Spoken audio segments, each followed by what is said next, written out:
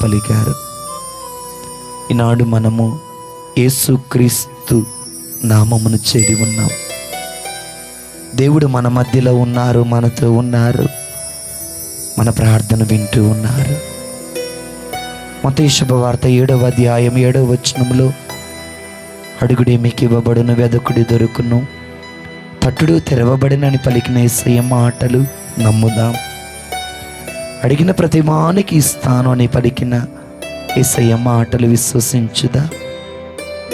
మత్తయి శుభవార్త 20వ అధ్యాయం 81వ వచనములో, విశ్వాసముతో ప్రార్థనలో నా తండ్రిని మీరేదడిగినా ఇస్తానని పలికారు. ప్రియ దేవుని బిడ్డలారా, కళ్ళు మూసుకుందాం, ప్రార్థన చేద్దాం. పౌలు గారు అంటూ ఉన్నారు, కొరింథీయులకు రాసినటువంటి 2వ లేఖలో 6వ అధ్యాయంలో అంటూ ఉన్నారు, ఇదే అనుకూల సమయమమ్మ, ఇదే రక్షణ దినమని ప్రభువు పలికిన మాటలు మనసును పదిలపరుచుకుని దేవునికి స్తోత్రము చెప్దా. ఈనాడు రత్నమ్మ గారు వారి కుటుంబం అంతా కూడా పదవి విరమణ మహోత్సవంలో నిండి ఉండగా, వారితో పాటు మనము కూడా ఆ దేవునికి కృతజ్ఞతలు చెబుదా. మమ్మల్ని మిక్కిలిగా ప్రేమించిన మా ప్రియ పరలోకపు తండ్రి, నీ బంగారు పాదాలకు స్తోత్రం అయ్యా. అత్యున్నత సింహాసనాసీనుడా, కోట్ల కొలది దేవదూతలచే అనునిత్యం ఆరాధించబడుతున్న దేవా, నీకు స్తోత్రం అయ్యా. 24 మంది పెద్దలచే ఆరాధించబడుతున్న దేవా, నీకు స్తోత్రం అయ్యా. ఇజ్రాయేలీల స్తుతుల సింహాసనముపై ఆసీనుడైన దేవా, నీకు స్తోత్రమయ్యా. ఏమిచ్చినా మీరును మేము తీర్చుకోలేమయ్యా. ఎంతగా స్తుతించినా, ఎంతగా ఆరాధించినా, ఎంతగా మహిమపరిచినా, ఎంతగా గణపరిచినా నీ రుణము మేము తీర్చుకోలేమయ్యా. అయ్యా, మీరు మహిమపరచబడాలి, మేము తగ్గింపబడాలి దేవా. అయ్యా, ఈ కుటుంబము ఎన్నో రోజుల నుండి ప్రభువా మీరు ఇచ్చినటువంటి ఉద్యోగము నుండి విరమించుకుంటూ ఉండగా ప్రభువా, గడిచిన కాలంలో దేవా మీరు దీవించినందుకు స్తోత్రం తండ్రి. ఈ సమయమందు, ఈ సాయంకాల సమయంలో, ఈ ప్రశాంత వేళలో మీరిచ్చినటువంటి ఈ ప్రభువా ఈ సృష్టిలో మేము నిలబడి నేను స్తుతిస్తుండగా మాతో మీరు మాట్లాడండి యేసయ్యా. మీరు మాతో మాట్లాడితే మాకు సంతోషం, మీరు మాతో మాట్లాడితే ఆనందమయ్యా. మీరు మాతో మాట్లాడితే మా హృదయంలో ఉన్న వేదన, బాధము, దుఃఖము, దురితము, కన్నీరు, శోకము అన్నీ తొలగిపోతాయి దేవా. ఒకసారి మాతో మాట్లాడు యేసయ్యా. నేను స్తుతిస్తున్నామయ్యా. ప్రతి అంతరంగము నుండి దాగి ఉన్నటువంటి స్తుతులతో మేము స్తుతిస్తూ ఉండగా మా స్తుతులపై ఆసీనుడు కండి దేవా. ఇదిగో తండ్రి యేసయ్యా, కెరూబు సెరాఫుల వలె మేము స్తుతిస్తున్నామయ్యా. దావీదు వలె ఆత్మతో మేము స్తుతిస్తున్నామయ్యా. మరియ వలె మేము స్తుతిస్తున్నాము తండ్రి. 10 మంది కుష్ఠరోగులలో ఒకడు వచ్చి నేను స్తుతిస్తున్నట్టుగా మేము కూడా స్తుతిస్తుండగా దేవా మమ్మ దీవించండి. స్తోత్రం నాయనా. గడిచినటువంటి అనేక సంవత్సరాలు ప్రభువా రత్నం గారి కుటుంబాన్ని, పాప గారి కుటుంబాన్ని కాచి కాపాడుకుంటూ వచ్చినందుకు స్తోత్రం తండ్రి. నీ కృప లేని క్షణము నాయనా, నీ కృప లేని క్షణము, నీ కాపుదల లేని క్షణము మా జీవితాలలో మేము ఊహించలేము తండ్రి. నీ కృప మాకు తోడున్నది కాబట్టి ప్రభువా ఇంతకాలము మేము జీవించగలిగాం తండ్రి. యోహాను శుభవార్త 15వ అధ్యాయం 15వ వచనంలో, నేను ద్రాక్షావల్లిని, మీరు రెమ్మలు, ఎవరు నాతో ఉంటారో నేను ఎవరితో అయితే ఉంటాను వారు అధికముగా ఫలిస్తారని పలికారయ్యా. అయ్యా, ఇన్ని సంవత్సరాలు వాళ్ళు ఫలించారు అంటే నీ కృప వారికి తోడుగా ఉంది దేవా. ఆ కృపను బట్టి నీకు స్తోత్రం నాయనా. నీ కాపుదల వారికి ఉన్నది ప్రభువా, ఆ కాపుదలను బట్టి నీకు స్తోత్రం. ఆనాడు ఇశ్రాయేలు ప్రజలకు పగలు మేఘ స్తంభంగా ఉన్నారు దేవా. ఆనాడు ఇశ్రాయేలు ప్రజలకు రాత్రి అగ్ని స్తంభంగా ఉన్నారు తండ్రి. ఆనాడు ఇశ్రాయేలు ప్రజలకు ప్రభు ఐగుప్తు దేశం నుండి కాపాడటం కోసం ముందు నడిచిన దూత వెనకను పంపించినట్లనే వీరు ముందు వెనకాల మీ దేవదూతలను నడిపించి తోడించినందుకు నీకు స్తోత్రం నైనా. ఇంత చేసిన మీకు మేమేమిచ్చి రుణం తీర్చుకోలేమయ్యా. స్తోత్రం అని చెబితే రుణము తీర్చుకోగలమా? వందనాలని చెబితే రుణము తీర్చుకోగలమా? దేవా, మా జీవిత కాలం అంతా నిన్ను స్తుతించాలని ఆశగా ఉన్నది నాయన. భక్తుడైన దావీదు గారు పలికినట్లుగా, ఇదిగో నా హృదయము ప్రభుని చూడాలి అనే ఆశగా ఉన్నది అని, ఇదిగో నా జీవిత కాలం అంతా నీ సన్నిధిలో బ్రతకాలని ఆశగా ఉన్నదని దావీదు గారు పలికినట్లని మేము కూడా ఆశగా ఉన్నాము దేవా. ఇదిగో తండ్రి, మా ఆశను ప్రభువా చిగురింప చేయమని ప్రార్థిస్తున్నాం. నీ స్తోత్రం అయ్యా. ఈ సమయమందు ఈ వాతావరణాన్ని మీకు సమర్పిస్తున్నాం. ఈ ప్రార్థనలో మాతో పాటు ఏకీభవించిన బిడ్డలను మీకు సమర్పిస్తున్నాం. ఈ కార్యమునకు, శుభకార్యమునకు, మహోత్సవమునకు విచ్చేసిన వారందరినీ మీకు సమర్పిస్తున్నాం నాయనా. వాయిద్యాలు వాయిస్తున్న వారిని మీకు సమర్పిస్తున్నాం. పాటలు పాడుతూ ఉన్న వారిని మీకు సమర్పిస్తున్నాము దేవా. ఇదిగో సౌండ్ సిస్టమ్ ఏర్పాటు చేసిన వారిని మీకు సమర్పిస్తున్నాము. వంట వండుతూ ఉన్నటువంటి వారిని మీకు సమర్పిస్తున్నామయ్యా. ఈ కార్యానికి ఆర్థికముగా, ఆత్మీయముగా, శ్రామికముగా సహాయం చేసిన వారిని మీకు సమర్పిస్తున్నాం. విచ్చేసిన బంధువులను, మిత్రులను, స్నేహితులను, శ్రేయోభిలాషులను, అన్నదమ్ములను, అక్కాచెల్లెలందరినీ మీకు సమర్పించుకుంటూ ప్రార్థిస్తున్నామయ్యా. ఈ ఆత్మీయ కార్యానికి విచ్చేసిన ఎవరిని వట్టి చేతులతో, ఖాళీ హృదయాలతో, నిరుత్సాహముతో, విరిగి నలిగిన మనసుతో పంపక తండ్రి, కావలసినటువంటి నీ కృపా అనుగ్రహాలను నిండుగా దయచేయమని, ఈ కార్యానికి ఆది అంతము మీరై ఉండి నడిపించిన నాయన. ఈ కార్యము ద్వారా మీరు మహిమపరచబడాలి దేవా. ఈ కార్యము ద్వారా ఇక్కడ ఉన్న ప్రతి బిడ్డ దీవించబడాలని మా ప్రభువైన యేసయ్య పరిశుద్ధ నామమున అడిగి వేడుకొనుచున్నాము తండ్రి, ఆమేన్. ఒక చిన్న పాట పాడుకొని ఆత్మతో ప్రభుని స్తుతించుదాం. ఆకాశమందు నీవు తప్ప నాకెవరున్నారు నా ప్రభు. అందరు లేచి నిలబడదమ్మా, మెల్లగా చపలు కొట్టుకుంటూ.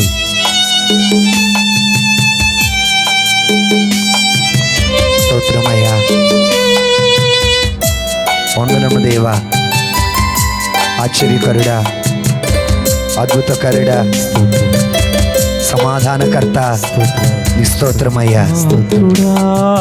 స్తోత్రాలుడా, స్తుతులందుకు పూజారుడా, ఆమేన్. స్తుతి పాత్రుడా, స్తోత్రాలుడా, అందరూ కలిసి పాడదాం. స్తుతులందుకు పూజారుడా.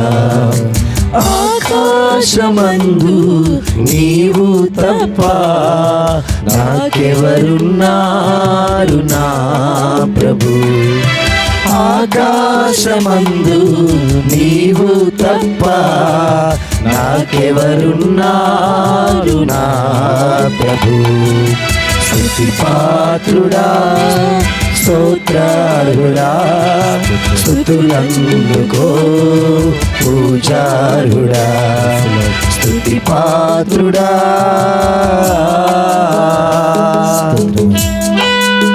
మనల్ని చూసి నవ్వేవారు ఎంతోమంది, మనం చూసి ఎగతాళి చేసేవాళ్ళు ఎంతోమంది ఉన్నప్పటికీ మన దేవుడు మన పక్షాన నిలబడ్డారు. మన దేవుడు మనల్ని లేవనెత్తినారు. మన దేవుడు మన ముందు వెనక, కుడి ప్రక్కన, ఎడమ ప్రక్కన నుండి నడిపించినారు. ఆ దేవుని స్తోత్రం చెబుదాం.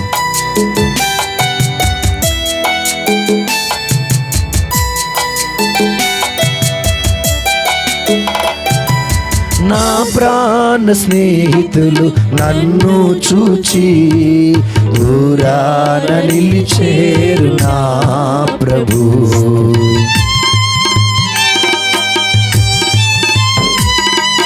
నా ప్రాణ స్నేహితులు నన్ను చూచి దూరాన నిలిచేరు నా ప్రభు.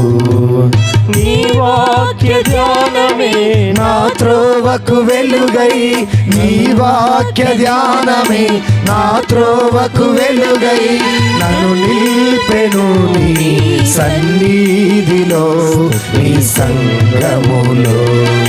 నన్ను నిలిపెను నీ సన్నిధిలో, నీ సంగములో. అందరూ కలిసి స్తుతి పాత్రుడా, ఆమేన్. స్తోత్రాలుడా, గ్లోరీ, స్తుతులందుకో పూజారుడా. మరొకసారి స్తుతి పాత్రుడా, అందరూ స్వరమెత్తి, స్తోత్రాలుడా, అందరు గళమిప్పి, స్తుతులందుకో పూజారుడా. ఆకాశమందు ఆకాశమందు నీవు తప్ప నాకెవరున్నారు నా ప్రభు. ఆమేన్. ఆకాశమందు నీవు తప్ప నాకెవరున్నారు నా ప్రభు. స్తుతి పాత్రుడా, స్తుతి పాత్రుడా, స్తోత్రారుడా, స్తోత్రారుడా, స్తుతులందుకో పూజారుడా. ఆరాధనా ఆరాధనా ఆరాధనా తండ్రి ఆరాధనా ఆరాధన. ఆరాధనా ఆరాధనా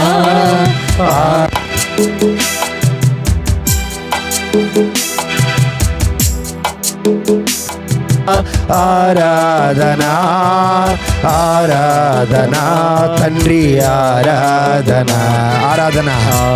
ఆరాధనా ఆరాధనా ఆరాధనా యేసు ఆరాధనా ఆరాధన.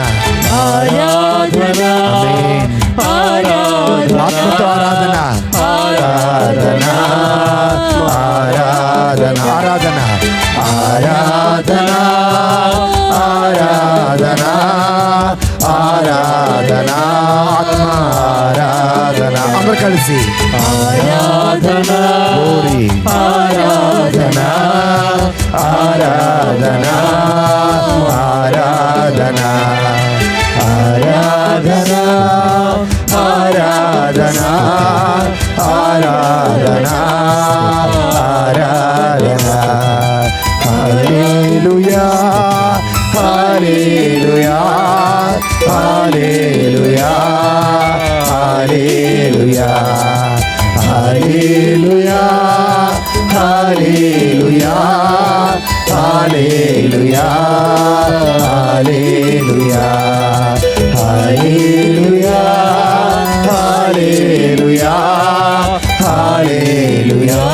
దేవా, నీ పరలోకాలు తెరవమయ్యా, నీ ఆత్మను మా మీద కుమ్మరించుము నాయనా. ఇదిగో పరలోకము తెరవబడగా పరిశుద్ధాత్మ దేవ మా మీద కుమ్మరించబడును గాక. ఆత్మదేవ మా ఒక్కొక్కరిపై నిలుచును గాక.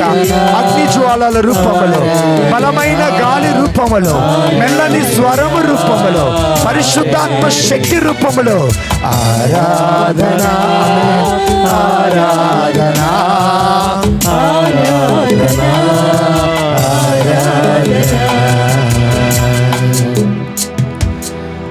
ఆరాధనా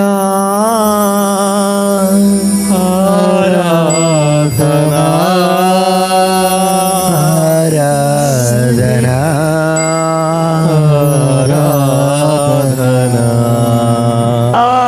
ఆకాశమందు నీవు తప్ప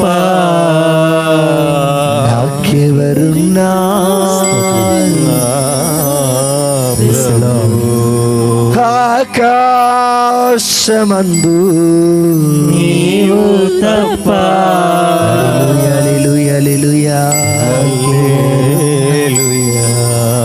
స్తుతి పాత్రుడా మహాగణుడా అయ్యా, నిన్ను స్తుతించి గొప్ప భాగ్యం మాకు ఇచ్చినందుకు స్తోత్రాలు. నిన్ను స్తుతించిన మా పెదవులను తాకండి, నిన్ను స్తుతించిన మా హస్తాలను తాకండి, నిన్ను స్తుతించిన మా హృదయాన్ని తాకండి. మా హృదయాన్ని నీ మందస్సంగా చేసుకోండి, నీ హృదయాన్ని మా మందిరంగా చేసుకోమని మా ప్రభు అయిన యేసు క్రీస్తు పరిశుద్ధ నామమున అడిగి వేడుకొనుచున్నాము తండ్రి. ఆమేన్. గట్టి చూద్దాం ఆమేనని. ఆమేన్. అందరూ కూర్చొని దేవుని వాక్యం ఆలకించుదాం.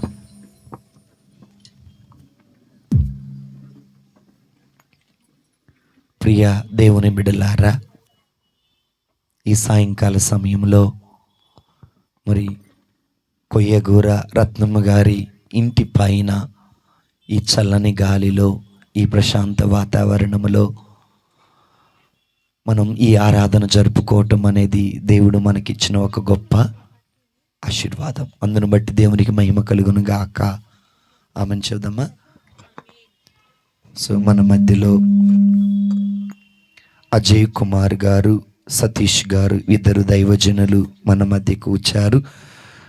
ప్రభు పలుకుతారు ఒక మాట. మత్తయి శుభవార్త 10:13 ఎవరైనా నిన్ను ఆహ్వానిస్తే వారి ఇంటికి వెళ్ళు, ఆ ఇంటిని దీవించమని వచ్చారు. మరి ఈనాడు రత్నం గారు, పాప గారు ఆహ్వానాన్ని స్వీకరించి మన మధ్యకు వచ్చిన దైవజనులను ప్రేమపూర్వకంగా ఆహ్వానిద్దాం. గట్టిగా చప్పలు కొట్టు. So hearty welcome. యేసుక్రీస్తు పరిశుద్ధ నామమున, పవిత్రమైన నామమున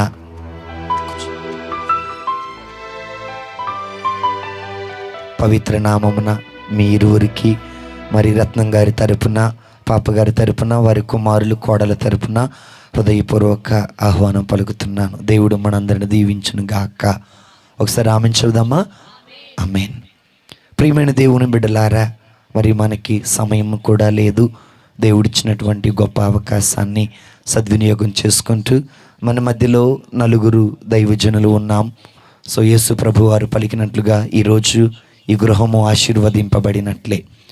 సో కాబట్టి ముందుగా మరి సతీష్ గారు దేవుని వాక్యాన్ని కొద్ది నిమిషాలు అందిస్తారు. అది పవిత్ర ఆత్మ దేవుని ప్రేరేపణలో. Thank you.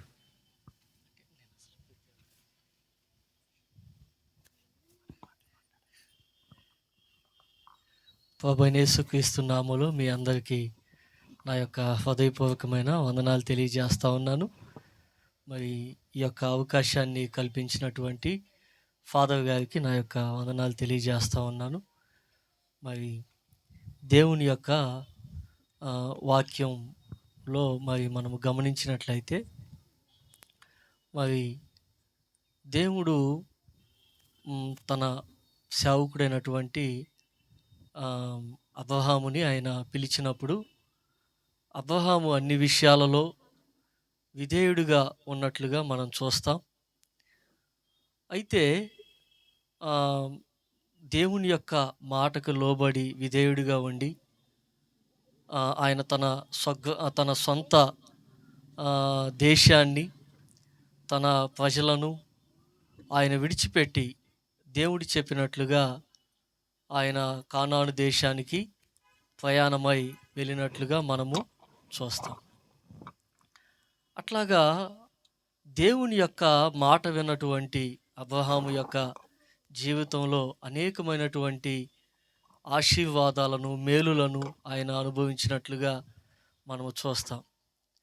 తర్వాత ఇంకొక విషయాన్ని కూడా మనము బైబిల్లోంచి చూసినట్లయితే, కీర్తనల గ్రంథంలో నుంచి ఒక విషయాన్ని మనము చూద్దాము. కీర్తనల గ్రంథములో నుంచి నేను ఒక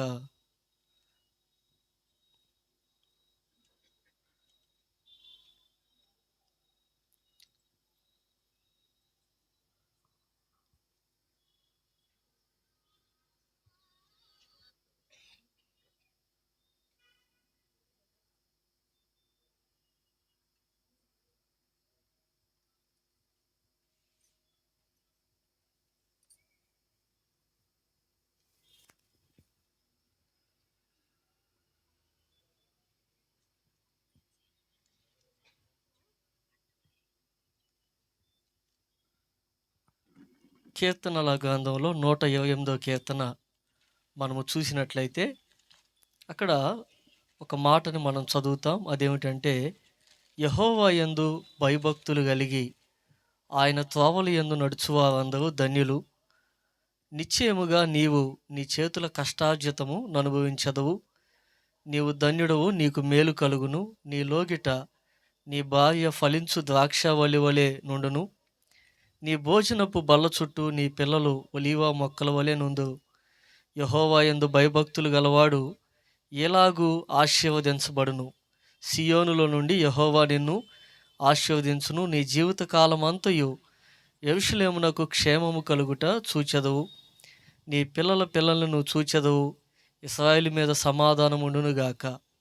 ఈ యొక్క కీర్తన అనేది ఈకో కొంచెం తగ్గించండి సార్. కొంచెం ఈకో తగ్గించండి. ఈ కీర్తన భాగాన్ని మనం చూసినప్పుడు ఇక్కడ ఈ యొక్క కీర్తన సొలొమోను రాసినట్టుగా మనం అర్థం చేసుకోవచ్చు. ఎందుకంటే ఇంతకు ముందు ఉన్నటువంటి 127 కీర్తన పై భాగంలో వ్రాయబడి ఉండిద్ది. ఏమనంటే సొలొమోను రాసినటువంటి కీర్తన అని ఉంటుంది. దాని తర్వాత వచ్చేటటువంటి ఈ కీర్తన కూడా పైన సొలొమోను రాసిన కీర్తన అని లేకపోయినప్పటికీ సొలొమోను ఈ కీర్తన భాగాన్ని రాశాడు అని మనం అర్థం చేసుకోవచ్చు. ఇందులో ప్రాముఖ్యంగా మనము చూసినట్లయితే మరి మొట్టమొదటి వచనంలో ఒక మాట అంటున్నాడు. ఏమంటున్నాడంటే, యెహోవా యందు భయభక్తులు కలిగి ఆయన త్రోవల యందు నడుచువారందరూ ధన్యులు అనే మాట అంటా ఉన్నాడు. ఈ కీర్తన భాగాన్ని మనం చూస్తే ఈ కీర్తన భాగంలో మరి మూడు రకాలైనటువంటి జనరేషన్స్ మనకు కనపడతాయి.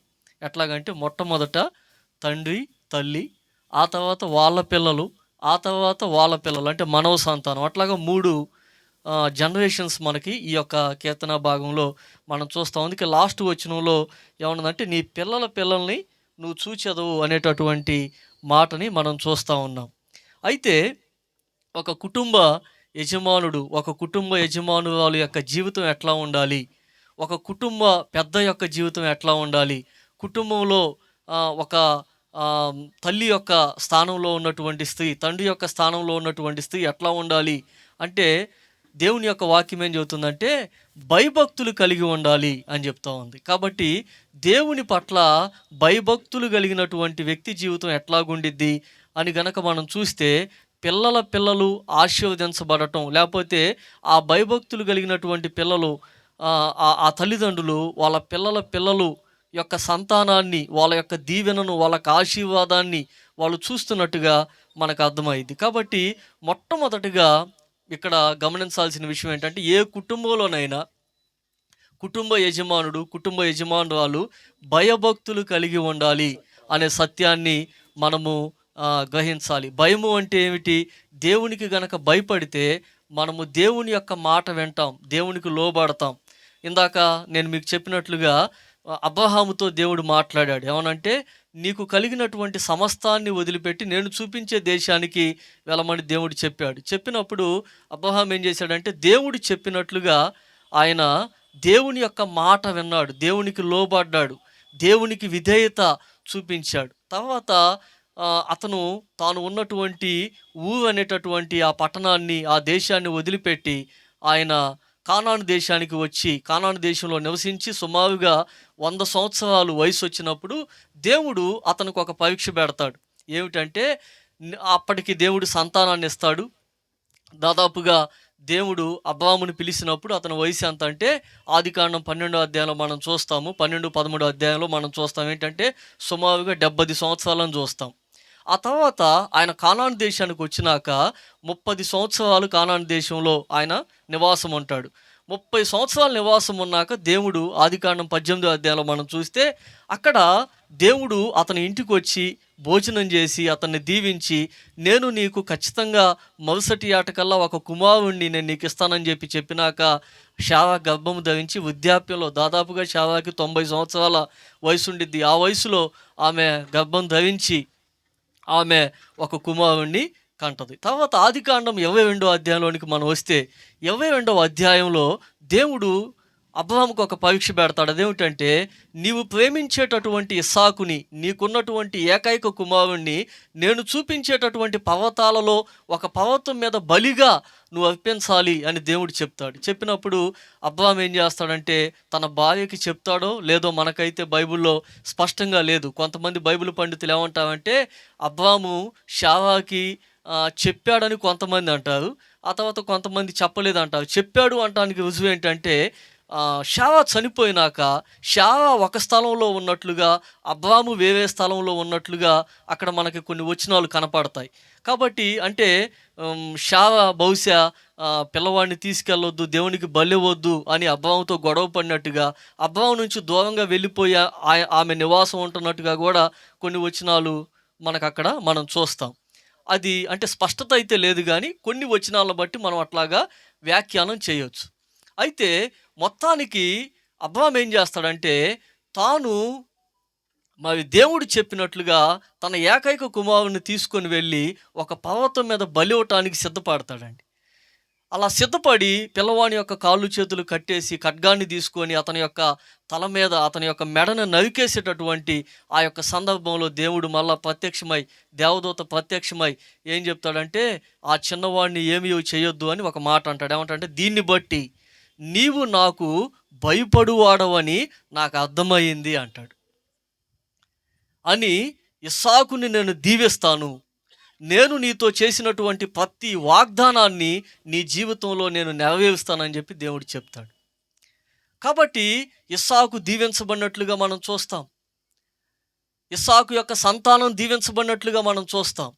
ఈ ఆశీర్వాదం ఎట్లా వచ్చింది అంటే, దేవుని బిడ్డలారా, దేవుని యొక్క వాక్యం ఏం చెబుతుందంటే, అబ్రహాము యొక్క భయభక్తులు, దేవుని పట్ల తాను కలిగి ఉన్నటువంటి భయభక్తులు. కాబట్టి ఇక్కడ మొదటి వచనంలో మనం చూసాం 108వ కీర్తనలో, యెహోవా యందు భయభక్తులు గలవాడు ఎలాగూ ఆశీర్వదించబడును అనే మాటను, ఆయన త్రోవల యందు నడుచువారందరూ ధన్యులు అనేటటువంటి మాటను మనము చూసాము. తర్వాత ఇంకొక మాట అంటున్నాడు, అదేమిటంటే, నిశ్చయముగా నీవు నీ చేతుల కష్టార్జితమును అనుభవించదవు, నీవు ధన్యుడువు, నీకు మేలు కలుగును అని చెప్పి అంటా ఉన్నాడు. రెండోది ఏమిటంటే, రెండో బ్లెస్సింగ్ ఏంటంటే, నిశ్చయంగా దేవుని పట్ల భయభక్తులు కలిగినటువంటి ఆయన పిల్లలు వాళ్ళ చేతుల కష్టార్జితాన్ని అనుభవించినట్లుగా దేవుడు చేస్తాడు. మన యొక్క కష్టార్జితాన్ని మనం అనుభవించినట్లుగా చూడండి. దేవుని పట్ల భయభక్తులు గనక మన జీవితంలో లేకపోతే మన యొక్క కష్టార్జితాన్ని మనం అనుభవించలేం. ఆశీర్వదించబడి ఆ దేవుని పట్ల భయభక్తులు కలిగినటువంటి వ్యక్తి యొక్క జీవితంలో ఉండేటటువంటి ఆ యొక్క బ్లెస్సింగ్ ఏమిటంటే, సెకండ్ బ్లెస్సింగ్ ఏమిటంటే, కష్టార్జితమును అనుభవించేటటువంటి ఆ బ్లెస్సింగ్ని దేవుడు ఇస్తాడు. తర్వాత 3వ వచనంలో మనం చూస్తే ఇంకొక ఆశీర్వాదం ఉంటుంది. అదేమిటంటే, నీ లోగిట నీ భార్య ఫలించు ద్రాక్షావల్లి వలె నుండును, నీ భోజనపు బల్ల చుట్టూ నీ పిల్లలు ఒలీవ మొక్కల వలె నుండు అనే మాట మనం చూస్తాం. 3వది ఏమిటంటే చెప్తా ఉన్నాడు, నీ లోగిట నీ భార్య ఫలించు ద్రాక్షావల్లి. ఇక్కడ ఎందుకని భార్యను ద్రాక్షావల్లితో పోలుస్తూ ఉన్నాడు అని గనక మనం ఆలోచన చేస్తే, ఇశ్రాయేలీయులకి చారిత్రాత్మకంగా గనక మనం చూస్తే ఇశ్రాయేలీయులకి ప్రధానమైనటువంటి పంటలు ఏమిటంటే ద్రాక్ష, ఒలీవ. ఈ రెండు ఆ దినాల్లో ప్రధానమైనటువంటి పంటలు అనమాట. ఈ సామెతల గ్రంథం రాసేటటువంటి ఆ సమయానికి ఆ దేశంలో ఉన్నటువంటి ప్రధానమైన పంటలు ఏమిటంటే ఈ ద్రాక్షాలు, అదేవిధంగా ఒలీవ. వాళ్ళ కుటుంబం ఎప్పటికైనా ఈనాటికైనా కొంతమంది యెరూషలేముకి వెళ్తే వాళ్ళకి ట్రెడిషనల్గా అక్కడ ఇచ్చేటటువంటి డ్రింక్ ఏంటంటే ద్రాక్షారసం ఇస్తామంట తాగమని. ఎక్కడికి వెళ్ళినా, ఏ ఇంటికి వెళ్ళినా కూడా వాళ్ళు ఏం చేస్తామంటే ద్రాక్షారసం ఇస్తామంట. ఇక్కడ నాకు తెలిసినటువంటి కొంతమంది ఇజ్రాయెల్ దేశానికి వెళ్తే ఆ తీసుకెళ్ళినటువంటి గైడ్ ఏం చేశాడంటే, వాళ్ళ ఇంటికి తీసుకొని వెళ్ళి వాళ్ళందరికీ ఎంతమంది అయితే ఆ యాత్రికులు ఉన్నారో వాళ్ళందరికీ కూడా ద్రాక్షారసం ఇచ్చి ఒక్కొక్కరి దగ్గర $1 వసూలు చేశాడంట. కాబట్టి వాళ్ళకి అది ట్రెడిషనల్ డ్రింక్ అనమాట ఆ ద్రాక్షారసం అనేది. ఇక్కడ ద్రాక్షారసముతో ఎందుకు పోలుస్తూ ఉన్నారంటే, ద్రాక్షారసము అంటే ఆనందం అనమాట, సంతోషం. వాళ్ళ ఇంట్లో ఏదైనా, ఇప్పుడు మన ఇంట్లో ఏదైనా ఫంక్షన్స్ అయితే మనం ఎట్లాగో కూల్ డ్రింక్స్ తీసుకొని వచ్చి మనం మన యొక్క బంధువులకి, మన ఫ్రెండ్స్కి ఎట్లా ఇస్తామో వాళ్ళు ఏం చేస్తామంటే ద్రాక్షారసాన్ని ఇస్తారు.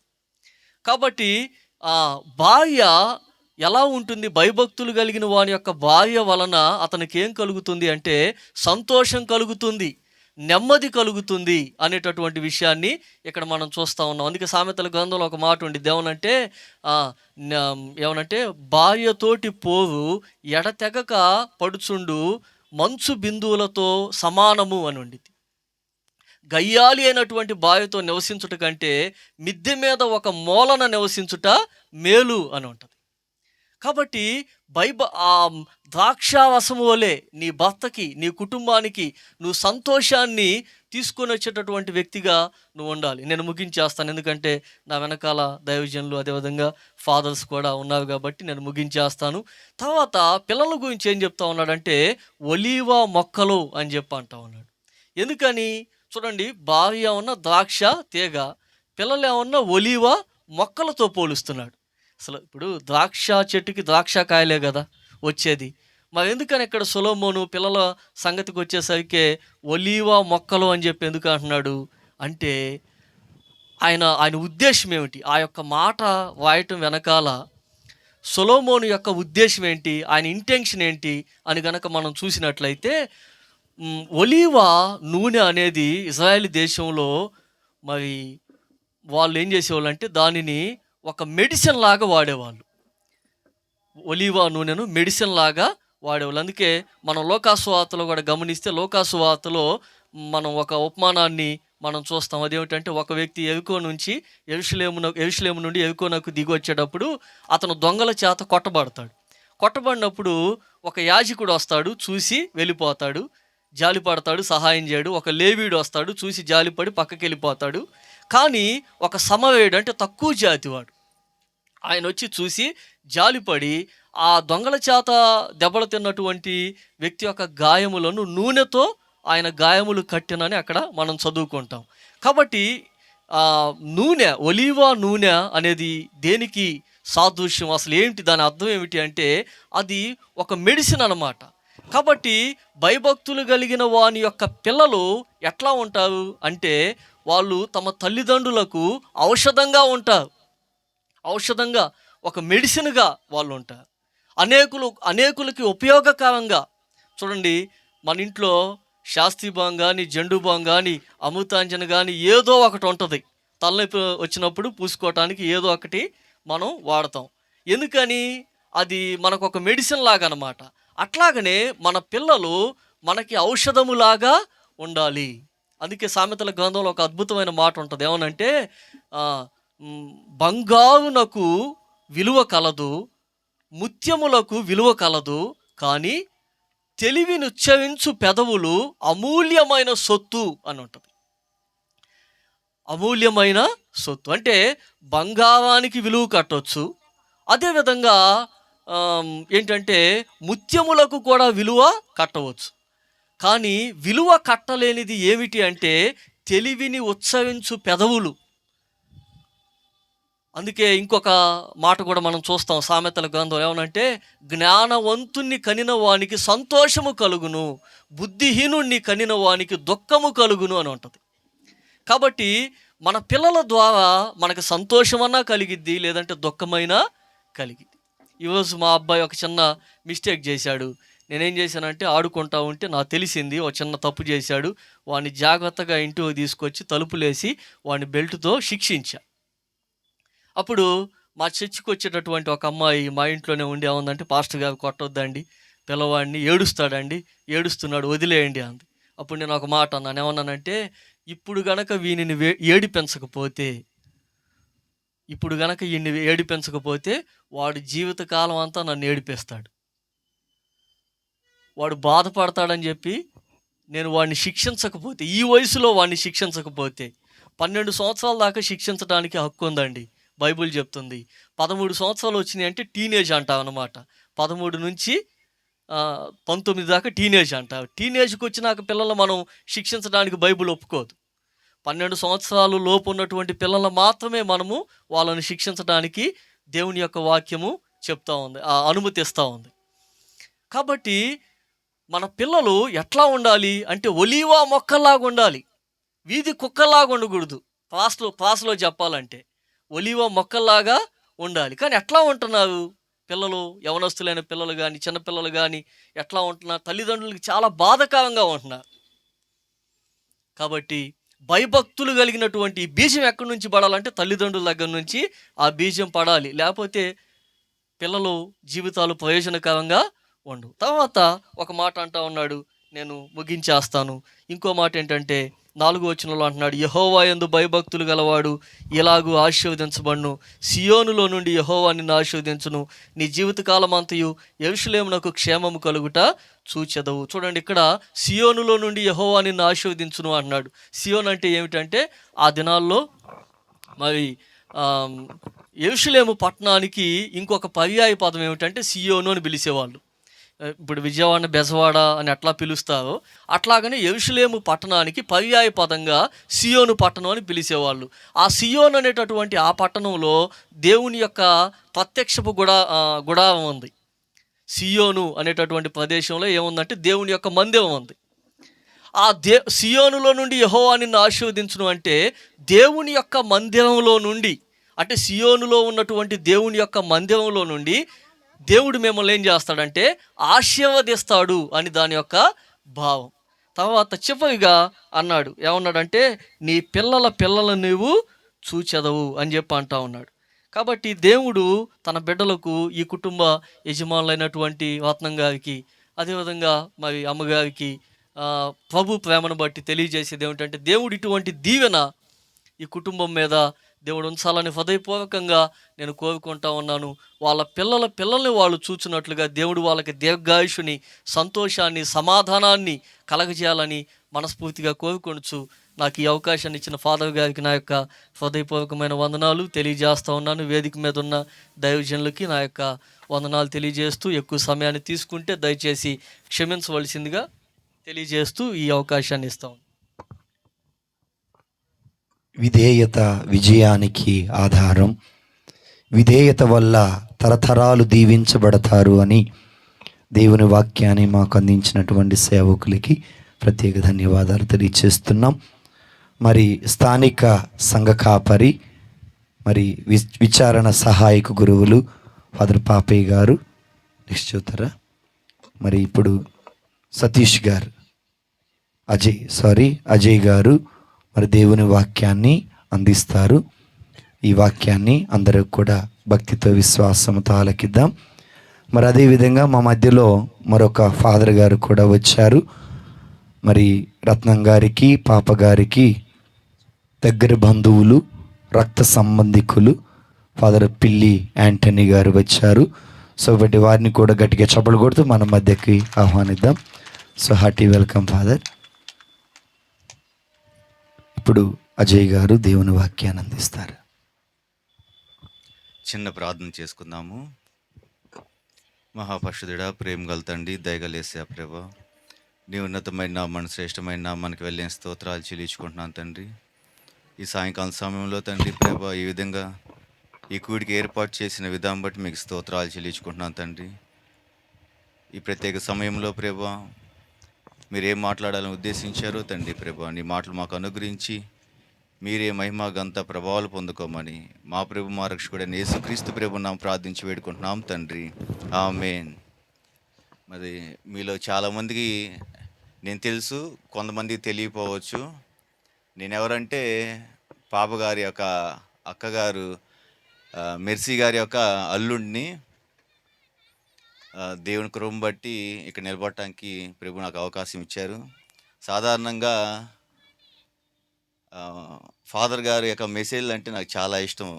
ఎందుకంటే వచ్చినప్పుడల్లా పాస్టర్ గారు చక్కని వర్తమానాలు అందిస్తూ ఉంటారు. ఈ దినం కూడా పాస్టర్ గారి వాక్యం వినాలని ఆశతో వచ్చాను. దేవుడు నాకు కూడా మాట్లాడే అవకాశం ఇవ్వటం జరిగింది. దావీదు రాసిన కీర్తన 103వ కీర్తన 2వ వచనంలో చక్కటి మాట ఉంటుంది. నా ప్రాణమా యెహోవాని సన్నుతించుము, ఆయన చేసిన ఉపకారాల్లో దేనిని మరొకము. ఇక్కడ మనం చూసినట్లయితే ఈ దినమున స్తుతి కూడిక అనేది చక్కగా ఏర్పాటు చేసుకోవడం జరిగింది. ఎందుకంటే అందరు తెలుసు ఈ దినము ఏమై ఉందో తెలుసు. మరి రత్నమాయ గారు చక్కగా ఆయన సర్వీస్ అంతా కూడా కంప్లీట్ చేసుకొని చక్కగా ముగించుకొని ఈ దినాన రిటైర్ అవ్వడం జరిగింది. మాయతో నేను చెప్పాను, అంతకుముందే రిటైర్ అయ్యే ముందే చెప్పాను, మాయ మీరు చక్కగా ఫంక్షన్ ఏర్పాటు చేసుకోవాలి. ఎందుకంటే సిగ్గుపడుతూ ఉంటారు మాయ ఏదైనా చేసుకోవాలంటే. ఆంటీ కానీ పిల్లలు కానీ ప్రేరేపించాలి. అయ్యా అది చేసుకో, ఇది చేసుకో అంటే బతిలాడుతూనే చేస్తాడు, లేకపోతే ఆయన చేయడు, అన్నిటికి కూడా వెనకాడుతూ ఉంటాడు. అయితే నేను చెప్పాను, మాయ లేదు, దేవుడు మిమ్మల్ని చక్కగా ఇన్ని దినాలు ఉద్యోగం చేసే అవకాశాన్ని మీరు అనుగ్రహించారు. అదేవిధంగా మామూలు ఉద్యోగం కాదు, ఒక గవర్నమెంట్ ఉద్యోగం రావటం అనేది చాలా ప్రాముఖ్యమైన విషయము. దాంట్లో ఇన్ని సంవత్సరాలు కొనసాగించడం అనేది చాలా ఆనందకర విషయం. సంపూర్ణమైన ఆరోగ్యంతో మీరు నడిపించబడ్డారు. చక్కగా రిటైర్ అవుతున్నారు కాబట్టి అక్కడ ఆఫీస్లో చక్కగా మంచిగా ఫంక్షన్ ఏర్పాటు చేసుకోవాలి. మీరు ఇంటి దగ్గర కూడా చక్కగా ఫంక్షన్ ఏర్పాటు చేసుకొని దేవుణ్ణి స్తుతించాలి, కూడిక ఏర్పాటు చేసుకొని. ఎందుకంటే దేవుడు చేసిన కార్యాలని దేన్ని కూడా మనం మర్చిపోకూడదండి. దేన్ని కూడా మనం మర్చిపోకూడదు. ఎల్లప్పుడూ కూడా ఆయనకి కృతజ్ఞతలమై మనం ఉండాలి. ఎల్లప్పుడూ కూడా కృతజ్ఞత హృదయం కలిగి మనము జీవించేవారిగా ఉండాలి. ఎందుకంటే దేవుడు మన యొద్ద నుంచి ఆశిస్తుంది అదే. మనుషులకున్న బుద్ధి ఏంటంటే ఇటు కృపలు అనుభవించి పక్కెళ్ళి దేవుడు నాకేం చేయలేదు అంటూ ఉంటారు. అదేవిధంగా మనుషులు కూడా ఎవరైనా సహాయం చేస్తే ఇటు సహాయం అందుకొని మరలా సహాయం అవసరమైనప్పుడు ఆ సహాయం పొందలేని స్థితిలో ఉంటే వాళ్ళ దగ్గర నుంచి వాళ్ళని దూషించేవారుగా, పక్కెళ్ళి వాళ్ళ గురించి మాట్లాడేవారుగా ఉంటారు. కానీ గతంలో చేసిన దాన్ని నేను కృతజ్ఞత కలిగి ఉండాలి. నేను మరి ముఖ్యంగా ఎవరికి మన కృతజ్ఞత కలిగి ఉండాలంటే దేవునికి కృతజ్ఞత కలిగి ఉండాలి మనం. దావీదులో ఉన్న గొప్ప లక్షణం ఏంటంటే నిరంతరం కూడా చూడు, ఆ మాటలోనే ఉందండి అర్థం. ఆయన చేసిన ఉపకారాలు దేనిని కూడా మరొకము. ప్రతి ఒక్కడు కూడా అనుదినం కూడా మనము మన ప్రార్థనలో జ్ఞాపకం చేసుకుంటా దేవుణ్ణి స్తుతించేవారుగా, దేవుణ్ణి ఆరాధించేవారుగా ఉండాలండి. అది క్రైస్తవుడు ఉండాల్సిన లక్షణము. ఈ దినం ఇట్లా చూస్తూ ఉంటే మరి కుటుంబ సభ్యులు, బంధువులనైతేనేమి, రక్త సంబంధులనైతేనేమి, స్నేహితులనైతేనేమి చక్కగా పిలుచుకొని కూడికి ఏర్పాటు చేసుకోవడం జరిగింది. ఎందుకంటే దేవుని గురించిన ఆ ఆనందము, దేవుడు చేసిన కార్యాలు ఇతరులతో మనము పంచుకోవాల్సిన అవసరము ఎంతైనా ఉందండి, ఎంతైనా ఉంది. అదేవిధంగా అన్యులకు కూడా దేవుని యొక్క సువార్త అందించడం అనేది మన మీద భారం ఉందన్న విషయాన్ని మనము గ్రహించవలసిన వారుగా ఉన్నాము. ఈ యొక్క స్థితి చూస్తూ ఉంటే, ఈ పరిస్థితి చూస్తుంటే బైబిల్ గ్రంథంలోంచి ఒక భక్తుడు జ్ఞాపకం వస్తూ ఉన్నాడు నాకు. అపోస్తుల కార్యాలు 10వ అధ్యాయంలో ఒక వ్యక్తి ఉంటాడు. ఎవరండి ఆ వ్యక్తి? కొర్నేలు. పేతురు కూడా ఉంటాడమ్మా, పేతురు కూడా ఉంటాడు. కొర్నేలు తాను ఒక అధికారిగా ఉన్నాడు, ఒక శతాధిపతిగా ఉన్నాడు. అయినా సరే దేవుని యందు భయభక్తులు కలిగిన వాడిగా ఉన్నాడు. అరే, నేను ఉద్యోగం చేసుకుంటున్నాను, ఒక బాధ్యత కలిగిన పొజిషన్లో ఉన్నాను అని మాత్రమే కాకుండా అనుదినము కూడా ఎల్లప్పుడూ కూడా ప్రార్థన చేసేవాడిగా ఉన్నాడు. తను మాత్రమే కాదంటండి, తాను తన ఇంటి వారు దేవుని యందు భయభక్తులు కలిగి జీవిస్తూ ఉన్నారు. అదేవిధంగా ఎల్లప్పుడూ కూడా ప్రార్థన చేసేవాడిగా ఉన్నాడు. ఈ దినాల్లో మనుషులకి ప్రార్థన చేయటానికి సమయం ఉండట్లేదండి. ఎక్కడుందండి? ఉదయం లేస్తే వ్యాపారం చేయాలి, ఉదయం లేస్తే ఉద్యోగాలు చేయాలి, ఉదయం లెగిస్తే ఆ పనులను ఈ పనులను తిరగాలి. మేము అన్నిటికీ ప్రార్థన ఉండిద్ది, అన్నిటికీ సమయం ఉండిద్ది. న్యూస్ చూస్తానికి సమయం ఉండిద్ది. అదేవిధంగా ఇతరులతో పిచ్చాపాటికి మాట్లాడుకోవడానికి సమయం ఉండిద్ది. సీరియల్ చూస్తానికి సమయం ఉండిద్ది. నైట్ కూర్చొని జబర్దస్త్ ప్రోగ్రాం చూడటానికి సమయం ఉండిద్ది. కానీ ప్రార్థన చేయడానికి మటుకి మనుషులకి సమయం ఉండట్లేదు. ఎవరు దొంగిలిస్తున్నారు సమయం అంతా? ప్రార్థన చేస్తే ఏమొచ్చిద్దండి చెప్పండి? ప్రార్థన చేస్తే ఏమొచ్చిద్ది? ఆశీర్వాదాలు వస్తాయి, మేళ్ళు వస్తాయి మన జీవితంలో. కానీ అపవాదం ఏం చేసిద్దంటే మోకరించకుండా అడ్డుపడతా ఉండిద్ది. ఎందుకంటే మనం ఆశీర్వదించబడటము, మనం మేలుతో జీవించడము, సుఖ సంతోషమైన జీవితం మనం జీవించడం అపవాదికి ఎప్పుడు కూడా నచ్చదు. అందుకని మనల్ని ఏం చేసిద్దంటే ప్రార్థన చేయకుండా అనేక విషయాలు పెట్టి దేవుని యొద్ద నుంచి దూరం చేస్తూ ఉంది. అందుకని హృదయంలో ఏముంటాయి?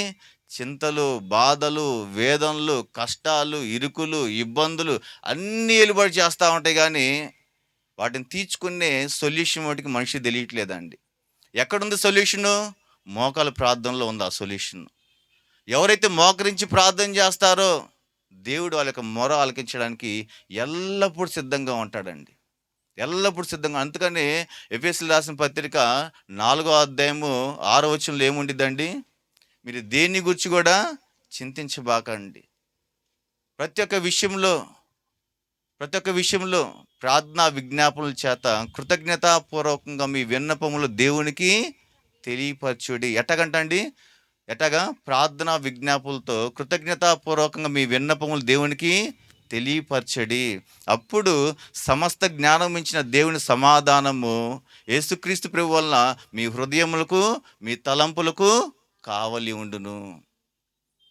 ప్రభు ఏమంటున్నాడు? దేని విషయం చింతించబాకండి. కానీ మన అంతరంగం అంతా కూడా దేని చేత నింపబడింది? చింత చేత నింపబడింది. కానీ ఆ చింత తీర్చే ఆ దేవుడి దగ్గరికి వెళ్ళలేకపోతున్నాం, మనము ప్రార్థన చేయలేకపోతున్నాము. ప్రభు అంటున్నాడు, అన్ని విషయాలు నీకు సమాధానం ఇస్తాను, సంతోషంతో నేను నడిపిస్తానంటే ప్రార్థన చేయటం మటుకి మనుషుల చేత కాదు. మనం నేర్చుకోవాలండి. ఆ దినాల్లో కొర్నేలి శతాధిపతి అయి ఉన్నాడు, ఒక గొప్ప స్థానంలో ఉన్నాడు ఆయన. అయినా సరే అక్కడ రాయబడి ఉంది, దేవుని యొక్క దూత దర్శనం ముందు కనబడినప్పుడు సమయం ఎంతో తెలుసా అండి? అక్కడ ఎన్ని గంటలు? 3 గంటలు అంట. ఎన్ని గంటలండి? మధ్యాహ్నం 3 గంటలు. మధ్యాహ్నం 3 గంటలు మనం ఏం చేస్తామండి? చక్కగా తిని నిద్రపోతూ ఉంటాం. కానీ కొర్నేలి మటుకి దైవభక్తుడు, ప్రార్థనాపరుడు, దేవుణ్ణి వెంబడించేవాడు కాబట్టి 3 గంటలప్పుడు ప్రార్థన చేస్తుంటే దేవదూత వచ్చి మాట్లాడుతూ ఉంది, కొర్నేలు నీ ప్రార్థన దేవుని సన్నిధిలో వినబడిందయ్యా. అయితే నువ్వేం చేయాలంటే, యుప్పేలో పేతురు అనే ఒక భక్తుడు ఉన్నాడు, అతన్ని పిలిపించుకొని నువ్వు ఆయన వాక్యం వినాలి అన్నప్పుడు కొర్నేలు కొంతమంది మనుషుల్ని పేతురు వద్దకి పంపించడం జరిగింది. సమయం లేదు కాబట్టి ఆ రెఫరెన్స్లో 10వ అధ్యాయంలో ఆ మాటలన్నీ కూడా ఉంటాయండి, చక్కగా రాసి ఉంటాయి. అవన్నీ చదివితే సమయం ఉండదు, దైవజనులు మిగతా కూడా చెప్పాలి కాబట్టి. పేతురు దగ్గర పంపించినప్పుడు పేతురు వస్తుంటే కొర్నేలు ఏమనుకున్నాడంటే, నేను నా ఇంటి వారు మాత్రమే రక్షించబడకూడదు, నాతో పాటు నా బంధువులు రక్షించబడాలి, నాతో పాటు నా స్నేహితులు రక్షించబడాలి. కనుక పేతురు యొక్క మాటలు వింటే అనేక మంది మారు మనసు పొందుతారు, అనేక మంది రక్షణ పొందుతారు. కాబట్టి ఊర్లో ఎవరైతే తనకు తెలిసిన వాళ్ళు ఉండారో మొత్తాన్ని కూడా పిలుచుకున్నాడండి. మొత్తాన్ని పిలుచుకున్నప్పుడు పేతురు గారు వచ్చి వాక్యం చెబుతుంటే అక్కడున్న వాళ్ళ ప్రతి ఒక్క బిడ్డ మీద పరిశుద్ధాత్మ దేవుడు బలంగా దిగి వచ్చాడండి. బలంగా దిగి వచ్చినప్పుడు అక్కడ అన్ని జనులు కూడా ఉన్నారు. అన్ని జనుల మీద కూడా పరిశుద్ధాత్మ దేవుడు దిగి వచ్చినప్పుడు వాళ్ళందరూ కూడా భాషల్లో మాట్లాడుతున్నారండి. వాళ్ళందరూ కూడా దేవుని యందు విధేయత చూపించిన వారుగా ఉన్నారు. ఎట్టా జరిగిందంటే, కొర్నేలి తన యొక్క జనుల్ని పిలుచుకున్నాడు, తన భక్తులు, తన యొక్క స్నేహితులను, రక్త సంబంధాలు పిలుచుకోవడం వల్ల వాళ్ళందరూ కూడా మారు మనసు పొందడానికి, దేవుని యందు విశ్వాసం చూపించడానికి కొర్నేలి కారణమయ్యాడు. పేతురు గారు వాక్యం చెప్తుండగా పరిశుద్ధాత్మ దిగి రాగానే వాళ్ళందరూ హృదయాలు తెరవబడ్డాయండి. ఎమ్మటినే పేతురు వాళ్ళందరికీ బాప్తిసం ఇవ్వటం జరిగింది. ఈ దినాల్లో మనుషులు బిడ్డలు మారాలి, భర్త మారాలి, వాళ్ళు మారాలి, వీళ్ళు మారాలని ఆశపడుతున్నారు. కానీ మొదట నేను మారి ఒక మాదిరికరమైన జీవితం నా బిడ్డలు చూపించాలి, ఒక మాదిరికరమైన జీవితం నా భర్తకు చూపించాలి, ఒక మాదిరికరమైన జీవితం నా భార్యకు చూపించాలి. ఎందుకంటే దేవుని యొక్క వాక్యం సెలవిస్తూ ఉంది, అవిశ్వాసి అయిన భర్త విశ్వాసి అయిన భార్య బట్టి పరిశుద్ధపరచబడతాడంట. అవిశ్వాసి అయిన భార్య విశ్వాసి అయిన భర్తను బట్టి పరిశుద్ధపరచబడతాడంట. వీళ్ళిద్దరు ఎప్పుడైతే పరిశుద్ధంగా జీవిస్తారో అప్పుడు బిడ్డలు కూడా పరిశుద్ధంగా జీవిస్తారు.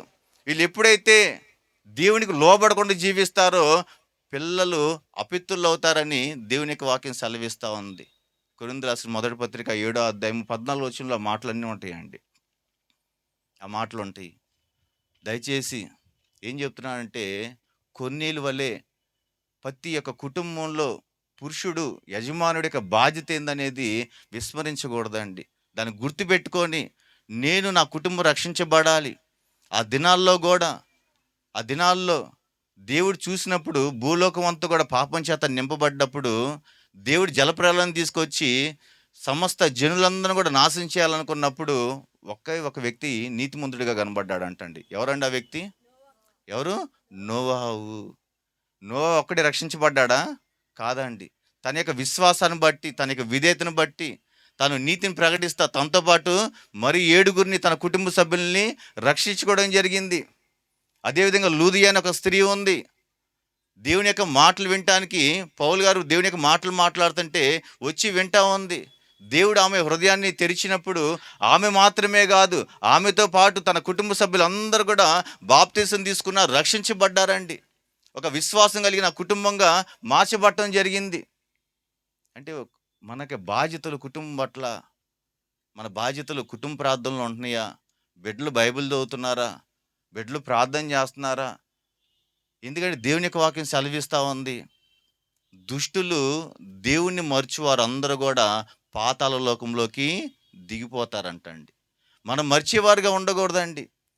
క్రీస్తు యొక్క త్యాగాన్ని, క్రీస్తు యొక్క బలిని నిరంతరం కూడా జ్ఞాపకం చేసుకుంటూ, నా యొక్క పాపాల నిమిత్తము, నా శాపాల నిమిత్తము యేసుక్రీస్తు ప్రభు కలవరిశిల్లో మరణించి నాకు నిత్య జీవాన్ని అనుగ్రహించాడు, నాకు పునరుద్ధానం అనుగ్రహించాడు.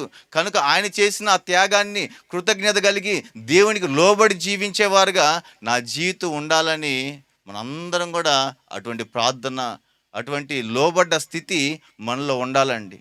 మనలో ఉండాలి. కుటుంబంలో ఎట్టాగా మారిపోయినాయి అంటే పరిస్థితులు, ఒక్క ఉదాహరణ చెప్పి ముగిచ్చేస్తాను, నేను సమయం లేదు కాబట్టి. ఒక దైవజనుడు ఒక ఇంటికి వెళ్ళాడంటండి. ఆ కుటుంబ సభ్యులందరూ కూడా దైవజనుడు అడుగుతూ ఉన్నారు, అయ్యా మా ఇంటికి రండి, ఒకసారి మా ఇంటికి రండి, వాకింగ్ చెప్పి కొద్దిగా భోంచేద్దురు. ఎందుకంటే వాళ్ళ స్థాయి ఎందుకు చూపించుకోవాలిగా.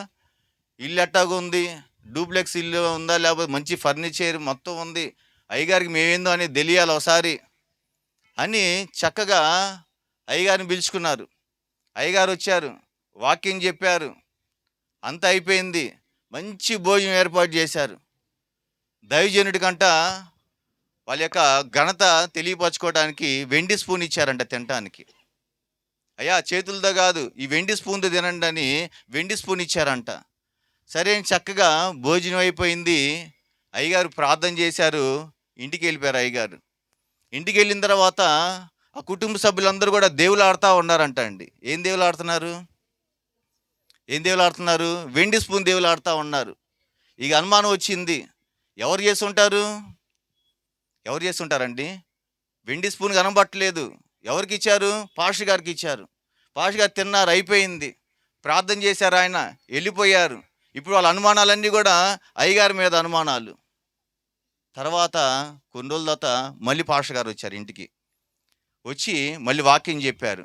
చెప్పిన తర్వాత అడగలేక అడిగారు, అయ్యగారు మొన్న వచ్చారు, మీరు భోజనం చేశారు, వెండి స్పూన్ కనబట్టలేదు అయ్యగారు, ఇంటికే నేను తీసుకెళ్ళారా అంటే, ఏందమ్మా మీరు మాట్లాడేది, నేనెందుకు తీసుకెళ్తా వెండి స్పూను, నీ బైబిల్ ఉండిద్ది చూడు అంటే నిజంగానే బైబిల్లో ఉందంట. మరి 10 రోజుల తర్వాత వెళ్ళాడు, వారం తర్వాత వెళ్ళాడు, నెల రోజుల తర్వాత వెళ్ళాడో తెలియదు. నాకు తెలిసి వారం తర్వాత వెళ్ళి ఉంటాడేమో. ఎందుకు? వారం లోపల వెళ్ళి ఉంటాడో లేకపోతే వారం తర్వాత వెళ్ళి ఉంటారేమో. వెళ్ళంగానే వెండి స్పూన్ ఎక్కడుంది? బైబిల్లో ఉందంట అండి. దాని అర్థం ఏంది? ఆమె ఎప్పుడు చూసింది బైబిల్? అయ్యగారు వచ్చినప్పుడు చూసింది, మళ్ళీ ఇక తర్వాత చూడటం మానేసింది. అంటే అనుదినం బైబిల్ చదివే ఆ యొక్క మంచి లక్షణము ఆ తల్లికి లేదు. పైగా దైవజనుల మీద అనుమానం వచ్చింది ఆమెకి. ఇక్కడ మనం కూర్చుని మన అందరం కూడా ఎంతమంది అటువంటి లక్షణాలు కలిగి ఉన్నాము?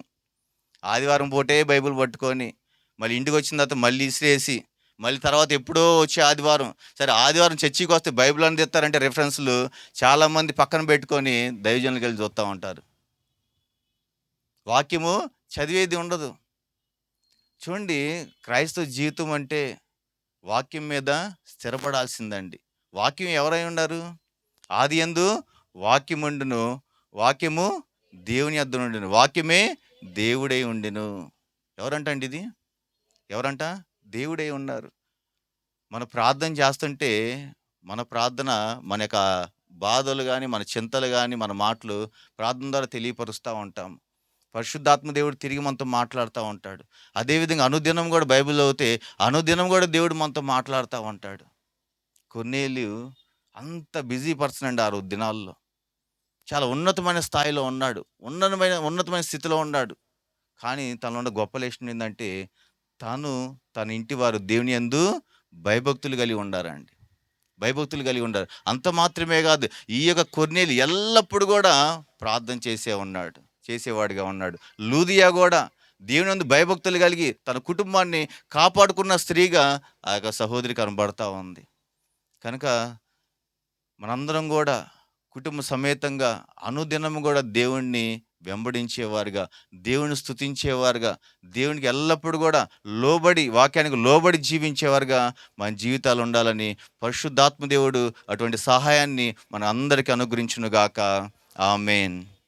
ఈ అవకాశం ఇచ్చిన దైవజనులకు ప్రత్యేకమైన వందనాలు తెలియపరచుకుంటున్నాను. థ్యాంక్ యూ సో మచ్ అండి. చిన్న పాట పాడుకుందాం.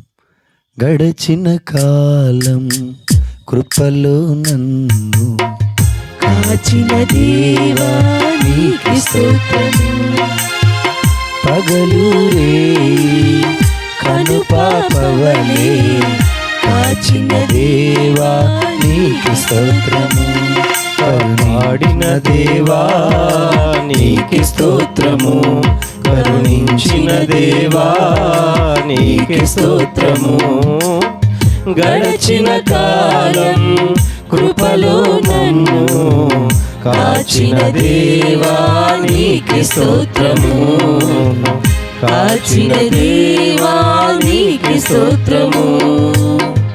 సమయం అధికమవుతుంది కాబట్టి మరి ఈ ఇంటికి దగ్గర బంధువు, బ్లడ్ రిలేషన్, ఆ ఇంటిలో ఒక అభిషక్త గురువు ఉండటం అనేది ఆ ఇంటికే ఒక ఆశీర్వాదం. వారు ఫాదర్ పిల్లి యాంటనీ గారు మరి ఈ రోజున మన మధ్యలోనికి వచ్చారు. వారు కూడా మరి దేవుని మాటలను మనందరికీ అందించవలసిందిగా ఆహ్వానిస్తున్నాను.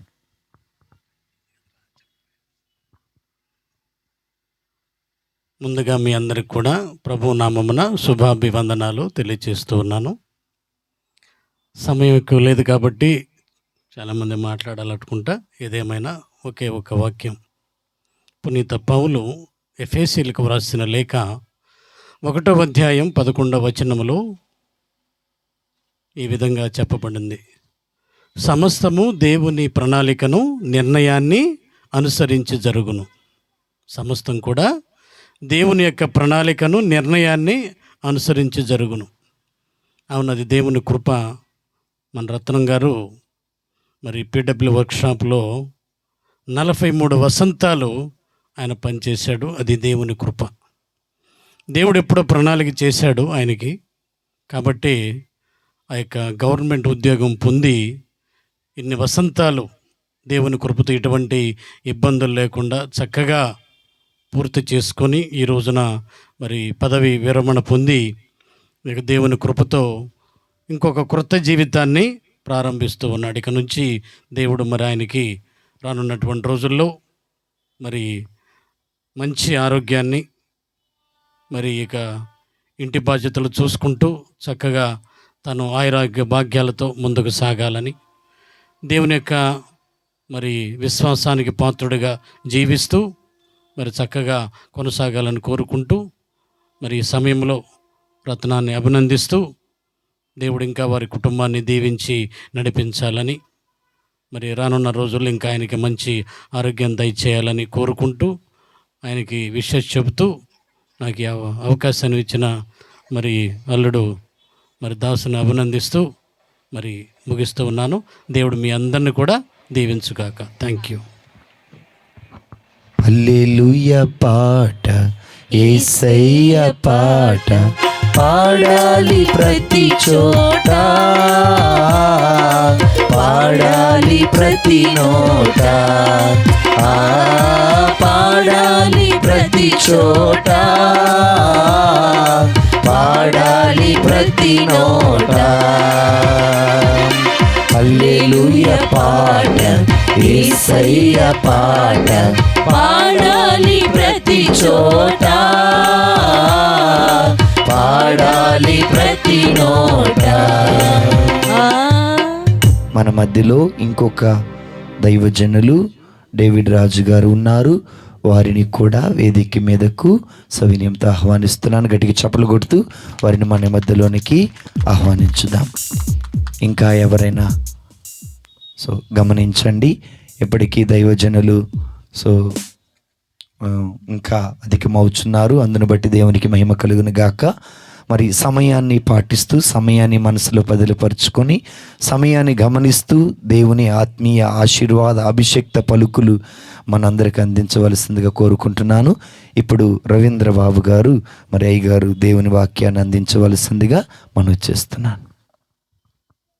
దేవుని నామానికి స్తోత్రములు. ప్రభునందు దేవుని బిడ్డలారా, దేవుని మహాకృపను బట్టి ఈ రాత్రి వేళ మనం ఇలా కూడి ఉండడం దేవుని సంకల్పం. వేదిక మీద ఉన్నటువంటి దైవజనులందరికీ ప్రత్యేకంగా మరి 3 ఫాదర్స్ ఉన్నారు, వారికి కూడా వందనాలు తెలియజేస్తూ ఉన్నా. నేను ఒక మాట చెప్తాను, ఎందుకంటే సమయం చాలా ఎక్కువైంది, మాట్లాడేవాళ్ళు ఎక్కువ ఉన్నారు కాబట్టి. నాకు ఈ కుటుంబంతో దాదాపు 12 సంవత్సరాల ఆత్మీయమైనటువంటి సహవాసం ఉంది. మరి ఈ కుటుంబం దేవునిలో దైవికంగా ఎదగాలని ఎప్పుడు కోరుకునే వాళ్ళలో ఒకడిని. ఈరోజు 42 సంవత్సరాల చక్కని ఉద్యోగ బాధ్యతలను నిర్వర్తించి దేవుని కృపచేత చక్కని మరి పదవి విరమణ పొందడం అనేటువంటిది దేవుని యొక్క ఆశీర్వాదం.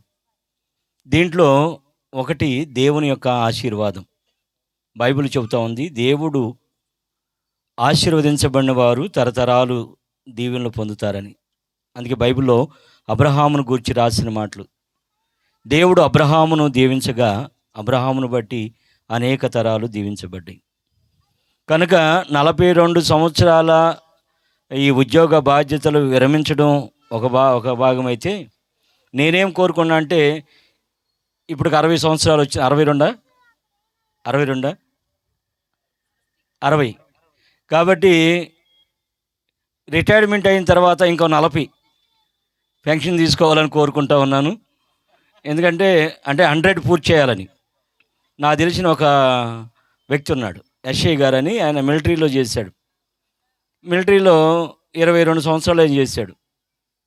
తర్వాత పెన్షను దరిదాపు 60 సంవత్సరాలు తీసుకున్నాడు. అంటే 110 సంవత్సరాలు బతికాడు. కాబట్టి రత్నం గారు కూడా అలాగా దేవుని యొక్క ఆశీర్వాదాలు పొందాలి. ఆయన 42 సంవత్సరాలు విజయవంతంగా పూర్తి చేయడానికి కారణం ఒకటి దేవుడైతే, 2 వెనకాల ప్రార్థన చేసే పాప. అమ్మాయి ఎప్పుడు ప్రార్థన చేసే అమ్మాయి. చాలా సంతోషం. ఆ కుటుంబంలో ఆ బిడ్డ ప్రార్థన చేయడం ఆ కుటుంబానికి ఆశీర్వాదం. కనుక దేవుని యొక్క ఆశీర్వాదాలు ఇంకా ముందున్నటువంటి కాలంలో బహు దీవెనకరంగా ఉండాలని, దేవుని ఆశీర్వాదాలు వారి కుటుంబం మీదకి రావాలని కోరుకుంటూ, నేను ఆయన గారికి ఎప్పటి నుంచి చెప్పే మాట ఏంటంటే, దేవాలయంకి మాత్రం విడిచిపెట్టకుండా వెళ్ళడం ఒక భాగం అయితే, ప్రభు యొక్క రక్త మాంసాల్లో పాలిభాగస్తులుగా ఉండే యోగ్యత సంపాదించుకోమని నేను చాలాసార్లు చెప్పాను. ఇప్పుడు సభాముఖంగా అయ్యగారుల మధ్య చెబుతూ ఉన్నాను. మరి దేవుని సన్నిధిలో ఎదగాలి. ఎందుకంటే ఇక అయిపోయింది, చేయాల్సిన ఉద్యోగం అంతా చేసేసావు, ఇక నువ్వు దేవుని పని చేయాలి. కాబట్టి దేవునికి దగ్గరగా ఉండాలని కోరుకుంటూ, దేవుడు మీ కుటుంబాన్ని ముందున్న కాలం అంతట్లో బిడ్డలని కుటుంబాన్ని దీవించాలని కోరుతూ ఈ మాటలు ముగిస్తున్నా. దేవుడు దీవించను గాక. ఆమేన్. థ్యాంక్ యూ అయ్యగారు. మరి కేసీ వర్క్స్ విచారణ గురువులు రాలేకపోయారు, సహాయక గురువులు మన మధ్యలో ఉన్నారు. ఫాదర్ పాపయ్య గారు, వారు కూడా దేవుని వాక్యాన్ని అందిస్తారు.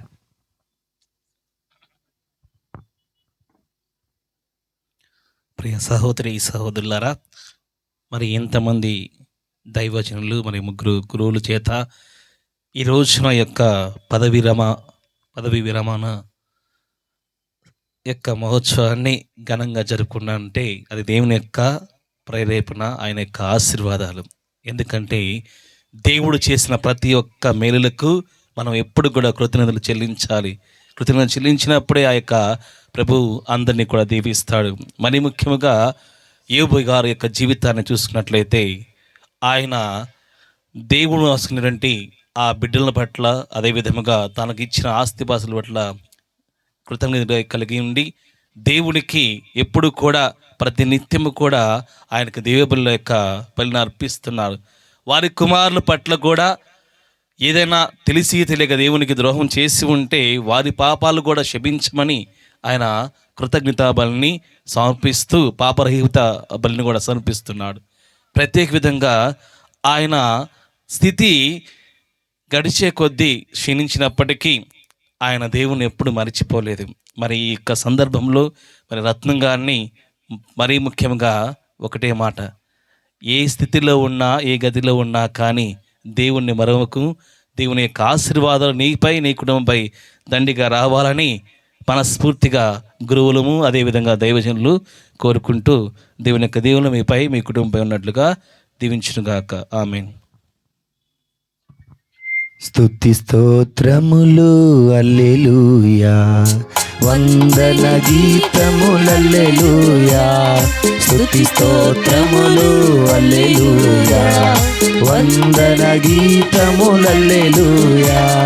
తండ్రి వందనం, యేసువ వందనం, ఆత్మా వందనం హల్లెలూయా.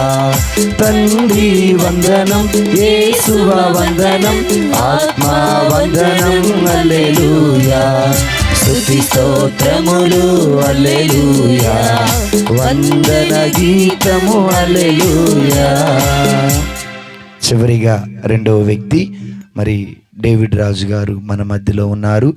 సమయాన్ని గమనించండి, ఇప్పటికే చాలా సమయమైనది, ఇంకా జరగవలసిన కార్యము కూడా ఉన్నది. కాబట్టి మరి అనుకుండవచ్చు వాక్యం చెప్పమని సమయం టైం ఇస్తున్నారు అనుకోకండి. సో దీనిని మంచి మనసుతో స్వీకరించి దేవుని పలుకులు ఆత్మాభిషేక వాక్యం ఇవ్వాల్సిందిగా కోరుతున్నాను. ఆమేన్. Thank you. మరి వేదికను అలంకరించిన గురువులకు, దైవజనులందరికీ కూడా నా హృదయపూర్వకమైన వందనాలు. చేరువున్న వారికి ముఖ్యంగా మరి రిటైర్మెంట్ ఈరోజు తీసుకొని తను ఎంతో కాలం గవర్నమెంట్ సర్వీస్ చేసి మరి ఈరోజు రిటైర్మెంట్ తీసుకున్న రత్నం గారికి, వారి కుటుంబానికి, అక్కకు, బిడ్డలకి, కుటుంబస్తులకి, బంధువులకి, చేరువచ్చిన అందరికీ కూడా హృదయపూర్వక వందనాలు. Praise the Lord. నిజంగా గవర్నమెంట్ ఉద్యోగం అంటేనే అదొక అదృష్టం. మరి చక్కటి దేవుని యొక్క ఆ కృపను పొంది దాన్ని ముగించుకోవడం అనేది ఇంకా దేవుని యొక్క కృప, ధన్యత. 42 సంవత్సరాలు సర్వీస్ చేసి మరి చక్కగా దేవుని యొక్క ఆశీర్వాదం నొందిన కుటుంబంగా ఈ కుటుంబం ఉండడానికి దేవుడు కృప చూపినందుకు దేవునికి మహిమ కలుగునుగాక. హల్లెలూయా. దావీదు ఒక మాట అంటాడు, నీ ఆశీర్వాదము నుండి నా కుటుంబము నిత్యము ఆశీర్వాదముగా ఉండునుగాక. కనుక దావీదు తన జీవితంలో దేవుని మీద ఆనుకుంటూ ఎన్ని పరిస్థితులు వచ్చినా కూడా జయాన్ని పొందుతూ వచ్చాడు. కాబట్టి 42 సంవత్సరాలు రత్నం గారు మరి అన్ని పరిస్థితుల్లో కూడా జయాన్ని పొందుతూ చక్కగా ఈ రిటైర్మెంట్ తీసుకున్నారు. అందును బట్టి దేవునికి మహిమ కలుగునుగాక. ఈ కుటుంబము మరి దైవజనులు రవిబాబు గారు చెప్పినట్లు అక్క ఎంతో విశ్వాసము, ప్రార్థన. నిజంగా ఎప్పుడు మాకు కనపడిన, మాది ప్రక్కనే కొత్తూరులో మందిరం, ఎప్పుడు అక్క కనపడినప్పుడు అయ్యా బిడ్డల కోసం ప్రార్థన చేయండి, మా కోసం ప్రార్థన చేయండి అని అడుగుతూ ఉంటారు. వారి యొక్క ప్రార్థన అవసరతల కొరకు మేము అప్పుడప్పుడు దర్శిస్తూ ప్రార్థన చేస్తూ ఉంటాం.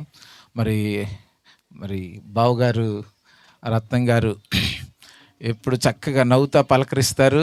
ఎంతో సౌమ్యులు, గట్టిగా మాట్లాడినట్టు నేను ఎప్పుడు వినలా. చక్కగా వారు ప్రభునందు ప్రియులరా. మరి దేవుడు వారికి ఇచ్చిన ఈ యొక్క ఆయుష్ కాలం అంతట్లో రిటైర్మెంట్ అయ్యారు. మరి దేవుని మహింపరుస్తూ దేవుని ఆశీర్వాదం పొందాలని మరి ప్రేమపూర్వకంగా కోరుకుంటున్నాను. 103 కీర్తనలో మరొక మాట దావీదు ఏమంటాడంటే, ఆయన మేలుతో నా హృదయాన్ని తృప్తిపరచు, పక్షిరాజు యవనం వలె నా యవ్వనము క్రొత్తదగునట్లు అంటాడు.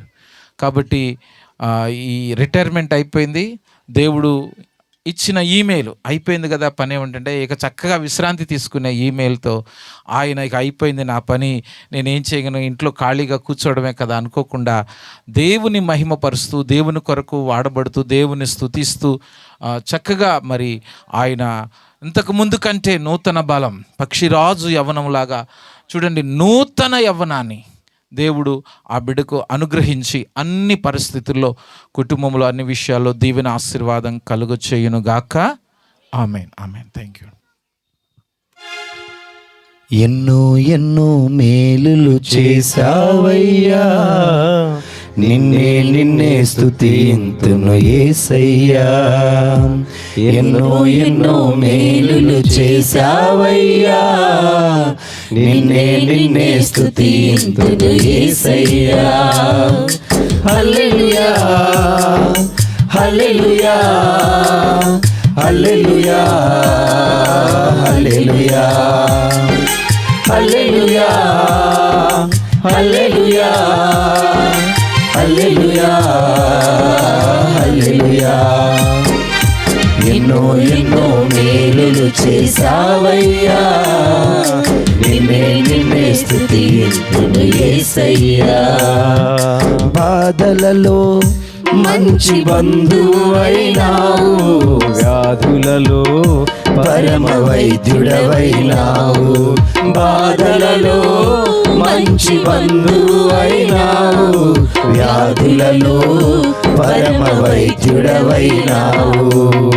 చీకటి బ్రతుకులో దీపము నీవై, పాపములన్నీ కడిగిన దేవా. చీకటి బ్రతుకులో దీపము నీవై, పాపములన్నీ కడిగిన దేవా.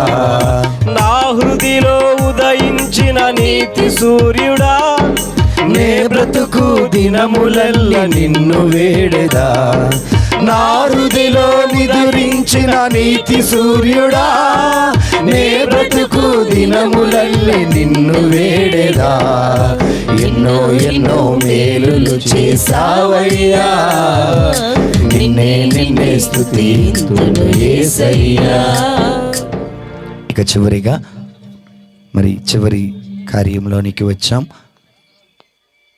అక్కడ 3 కుర్చీలు ఖాళీగా ఉన్నాయి, కొంచెం ఇస్తారా? అవి కొంచెం అయిపోయింది. 5 నిమిషాల్లోనే మనం ఈనాటి ఈ పదవి విరమణ మహోత్సవ కార్యాన్ని ముగించుకోవటానికి ప్రయత్నించదాం. కొద్దిగా ఇవ్వమ్మా నాన్న. ఖాళీగా ఉన్న కుర్చీలు దయచేసి ఇవ్వండి. పెద్దలు వస్తున్నారు, అతిథులు వస్తున్నారు. సో ఈ విషయాన్ని గమనించగలరని మనం వచ్చేస్తున్నాను. చిన్న ప్రార్థన చేసుకుందాం. మహాగణుడ, మహాప్రేమ కలిగిన తండ్రి, 7 సేవకుల మధ్యలో ఈ పదవి విరమణ ప్రార్థన సమావేశాన్ని కూడికను ఏర్పాటు చేసినందుకు స్తోత్రం నాయనా. సేవకులందరూ ఆత్మాభిషేక పలుకులను మాకు అందించిన దాన్ని బట్టి స్తోత్రం. వారికి పలికిన ప్రతి మాట మా హృదయంలో వెదజల్లండి నాయన. మా హృదయాన్ని సారవంతమైన నేలలా మార్చండి. వారి వెదజల్లిన ప్రతి వాక్యపు విత్తనం మా హృదయంలో మొలకెత్తి దానిని మాకు 30దంతలుగా 60దంతలుగా 100అంతలుగా 1000అంతలుగా ఫలింపు చేయమని క్రీస్తు పరిశుద్ధ నామమున అడిగి వేడుకొంచున్నాం తండ్రి. ఇక దేవుని బిడ్డలారా, సంఖ్యాకాండంలో చూస్తే 23వ అధ్యాయంలో చూస్తే అక్కడ మనం చూస్తాం అన్నమాట. 8వ వచనం నుండి మనం చదువుకుంటూ వెళితే అక్కడ దేవుడు తెలియచేస్తారు, లేవీయులకి ఒక అవకాశం ఇస్తారు. 20 ఏళ్ల వయసు నుండి 50 ఏళ్ల వయసు వరకు మీరు నా గుడారంలో పనిచేయండి. ఆ తరువాత నీ కుటుంబ సభ్యులతో నీ సమయాన్ని గడపండి. ఇది సంఖ్యాకాండంలో మనం చూస్తాం, లేవీ కాండంలో కాదు, సంఖ్యాకాండంలో చూస్తాం. అంటే దాని అర్థం ఏంటంటే అప్పటి వరకు వాళ్ళు వాళ్ళ పనిలో వాళ్ళ బిజీగా ఉన్నారు. ఇప్పుడు ఆ సమయం 50 సంవత్సరాల తర్వాత పదవి విరమణ అన్నట్లుగా మనకు అక్కడ వాక్యంలో తెలియచేస్తుంది. మరి ఈనాడు రత్నం గారు కూడా మరి పదవి విరమణలో బాగా బిజీ అయిపోయారు, చాలా బిజీ అయిపోయారు. ఈ 43 సంవత్సరాలు ఇల్లు ఉద్యోగం పిల్లలు తప్పితే మరి ఏమీ ఉండదేమో. సో అందును బట్టి దేవునికి మహిమ కలుగును గాక. ఇప్పుడు ఆయన జీవిత పద్ధతి మారింది. అల్లుళ్ళు చెప్పారు, సేవకులు చెప్పారు. ఇప్పుడు ఆయన నేను ఎవరికి లింక్ చేస్తానంటే తిమోతి గారు రాసిన 2వ లేఖలో 4వ అధ్యాయంలో అంటారు, నేను మంచి పోరాటమును. అయితే ఇప్పుడు నుంచి ఆయన పోరాటం చేయాలి. ఈ రోజు నుండి తన పోరాటం ఎవరితో అన్నారు? భార్య ఏమో ఎలా ఉందట, ఫలించు ద్రాక్ష తీగలాగా, పిల్లలేమో ఒలీవు చెట్లులాగా ఉన్నారట. అటుప్రక్క మరి కొర్నేలి గారితో పోల్చి చెప్పారు, మరి ఇంటి యజమానుడు కూడా ఇటుపక్క భార్యను అటుపక్క పిల్లల్ని నడిపించాల్సింది ఆర్థిక జీవితంలో కాదు, ఆత్మీయ జీవితంలో. గుర్తుపెట్టుకొని ఈనాటి నుండి మరి రత్నం గారు బైబిల్ తీసుకొని చదవాలా, ఉదయాన్నే లేదా అల్లుడు చెప్పినట్టుగా మోకాళ్ళేసి 3 గంటలకు ప్రార్థన చెయ్యాలా? ఇలా చేస్తేనే దేవుడు ఇప్పటి వరకు ఆర్థికంగా మిమ్మల్ని ఆశీర్వదించారు, మీ పిల్లలను ఆశీర్వదించారు, వారి చదువుల్లో కానీ సంతానంలో ఆశీర్వదించారు. కృతజ్ఞత కలిగినటువంటి బిడ్డగా మీరేం చేయాలంటే ఆత్మలో ఎదగటానికి ప్రయత్నం చేయాలి. ఇలా చేయలేదనుకోండి, మరి దేవుడు మిమ్మల్ని లెక్క అడుగుతాడు. నేను నీకు 5 లక్షల వరహాలు ఇచ్చాను, 1,00,000 వరహాలు ఇచ్చాను, 10 లక్షల వరహాలు ఇచ్చాను, గొయ్యి తీసి గోతులో గప్పెట్టానంటే దేవుడు రూపాయికి రూపాయి సంపాదించావా అని అడగడు. దేవుడు అడిగేది ఏంటంటే, నీ భార్య ఆత్మను కాపాడుకున్నావా, నీ పిల్లల ఆత్మలు కాపాడుకున్నావా, నీ మనవరాల ఆత్మ ఏమోనయ్యా బంగారం కొనిపెట్టే, వెండి కొనిపెట్టే, వడ్డానం కొనిపెట్టా, నాకొద్దు బాబా అంటాడు ఆయన. అర్థమైందా? ఓపెన్గా చెప్పాలంటే దేవుడికి ఏమీ అవసరం లేదు. ఇంతకాలం నీ కుటుంబాన్ని పోషించుకోవడానికి 43 సంవత్సరాలు దేవుని కాపుదలలో దేవుడు నీకు ఒక మంచి ఉద్యోగం ఇచ్చాడు, ఆర్థికంగా బలపరిచాడు, జ్ఞానములో బలపరిచాడు. ఈనాటి నుండి దేవుడు ముందు మోకాళ్ళేసి శిరము వంచి ప్రార్థన చేస్తే దేవుడు అత్యున్నతమైన స్థానానికి లేవనెత్తుతాడు. కాబట్టి రత్నం గారు, మీరు నన్ను తిట్టుకున్నా పర్వాలేదు, ఏమనుకున్నా పర్వాలేదు, వాక్యమే సత్యం, సత్యమైనది ఎప్పుడు మారదు. సత్యము నిన్న నేడు రేపు ఎప్పుడు ఒకలాగే ఉంటుంది. అబ్రహాం టైంలో ఒకలాగే ఉంది, యేసయ్య టైంలో ఒకలాగే ఉంది, పరిశుద్ధాత్మ దేవుడు పరిపాలిస్తున్న రోజుల్లో కూడా సత్యం ఎప్పుడు, మన నరుడు మారతాడేమో కూడా ఆత్మ మారడు. ఇక ఈనాటి నుండి మరణము వరకు దర్శన గ్రంథం 2:10 ఉంటుంది అనమాట. వేరే బైబిల్ అయితే ప్రకటన గ్రంథం 2:10 అని ఉంటుంది. ఆయన ఏమంటారంటే, ఇదిగో కలగబోయే కష్టాలు శ్రమల గురించి బాధపడమాక, ఈ 10 రోజులే, మరణించే వరకు నమ్మకంగా ఉంటే ఈ రోజున వేసిన దండలు ఆ రోజు దేవుడు ఎత్తాడు, ఈ రోజున గప్పిన శాలువాలు దేవుడు ఆ రోజున గప్పుతాడు. సో అర్థమవుతుందా? అప్పుడు నువ్వు కూడా అనొచ్చు, నేను మంచి పోరాటమును పోరాడి తిని నా కోసం పరలోకములో పందెపు బహుమానం, రిటైర్మెంట్ అయిపోయింది కదా, ప్రశాంతంగా ఏసీ వేసుకొని టీవీ చూడొచ్చులే అని అనుకోమాకండి. ఈనాటి నుండి దేవుని సన్నిధిలో మోకరించాలా, చేతులు జోడించాలా, ప్రార్థన చెయ్యాలి.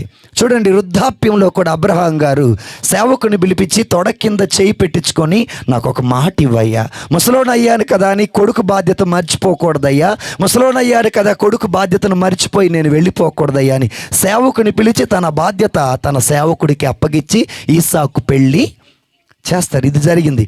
ఉద్యోగం అయిపోయింది, మీ అమ్మకి ఇచ్చేస్తాను అని, నాదేం లేదురా బాబా అమ్మని అడిగంటే దేవుడు ఊరుకోడు. భార్యాభర్త జీవితంలో చెరిసగం, నరుల్లో సగభాగం కాబట్టి, నా వంటిదైంది కాబట్టి ఆమె నారి అయింది. నా దేహములో దేహము, నా ఎముకలలో ఎముక. నా ఉద్యోగం అయిపోయింది, నా జీతం ఇచ్చా, మీ సావు మీరు సావండి, మా సావు అంటే దేవుడు ఊరుకోడు. రత్నం గారు చక్కగా ఈ రోజున మరి అక్కడ ఆఫీసులో కూడా దేవునికి మహిమకరంగా పదవి విరమణ జరిగింది. మరి ఈ రోజున ఇక్కడ కూడా మొదట వాళ్ళు మొహం మార్చుకున్నారు, ఎవరు రాలా ఎట్లాగా అనుకున్నారు. చివరికి ఈ మధ్యలో 7 దేవుడి సేవకులను కూర్చోబెట్టి, 7 పరిపూర్ణతకు గుర్తు. బైబిల్ ప్రారంభం 7, ముగింపు 7, సృష్టి ఆరంభం 7, సృష్టి ముగిసేది కూడా 7 గ్రంథాలతోనే. సో పరిపూర్ణత అనేది ఇక్కడ మీకు కనపడుతుంది.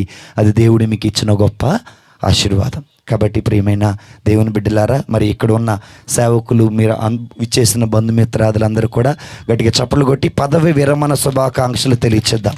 రత్నం గారు గట్టిగా చప్పలు కొట్టి, మీరు నవ్వితేనే బాగుంటారు, మీరు నవ్వరంట, మీరు మాట్లాడరంట నాకు తెలుసు. సో మరి ఇంతమంది దైవజనుల సమక్షంలో మరి వారిద్దరిని కూడా వేదిక మీదకి ఆహ్వానిస్తున్నా. రత్నం గారిని, పాప గారిని గట్టిగా చప్పలు కొడుతూ మన మధ్యలోనికి ఆహ్వానిద్దాం. గట్టి చప్పలు కొట్టండి.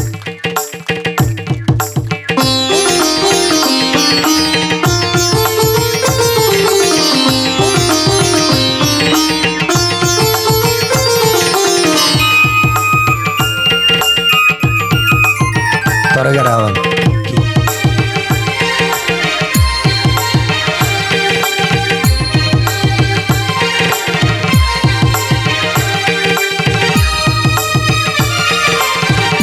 ఇప్పుడు ఒక నిమిషం. ఇప్పుడు ఇంతమంది సేవకుల మధ్యలో గిఫ్ట్లు తర్వాత ఇద్దరు కానీ అలాగే ఉండనివ్వండి. ఇంతమంది సేవకుల మధ్యలో కేక్ కటింగ్ ఉంది. కేక్ త్వరగా నాని కేక్ తీసురా, మహేష్ తెప్పం. సో ఇప్పుడు కేక్ తెచ్చేలోపు ఫాదర్ పిల్లి యాంటోనీ గారు మరి ప్రార్థన చేస్తారు.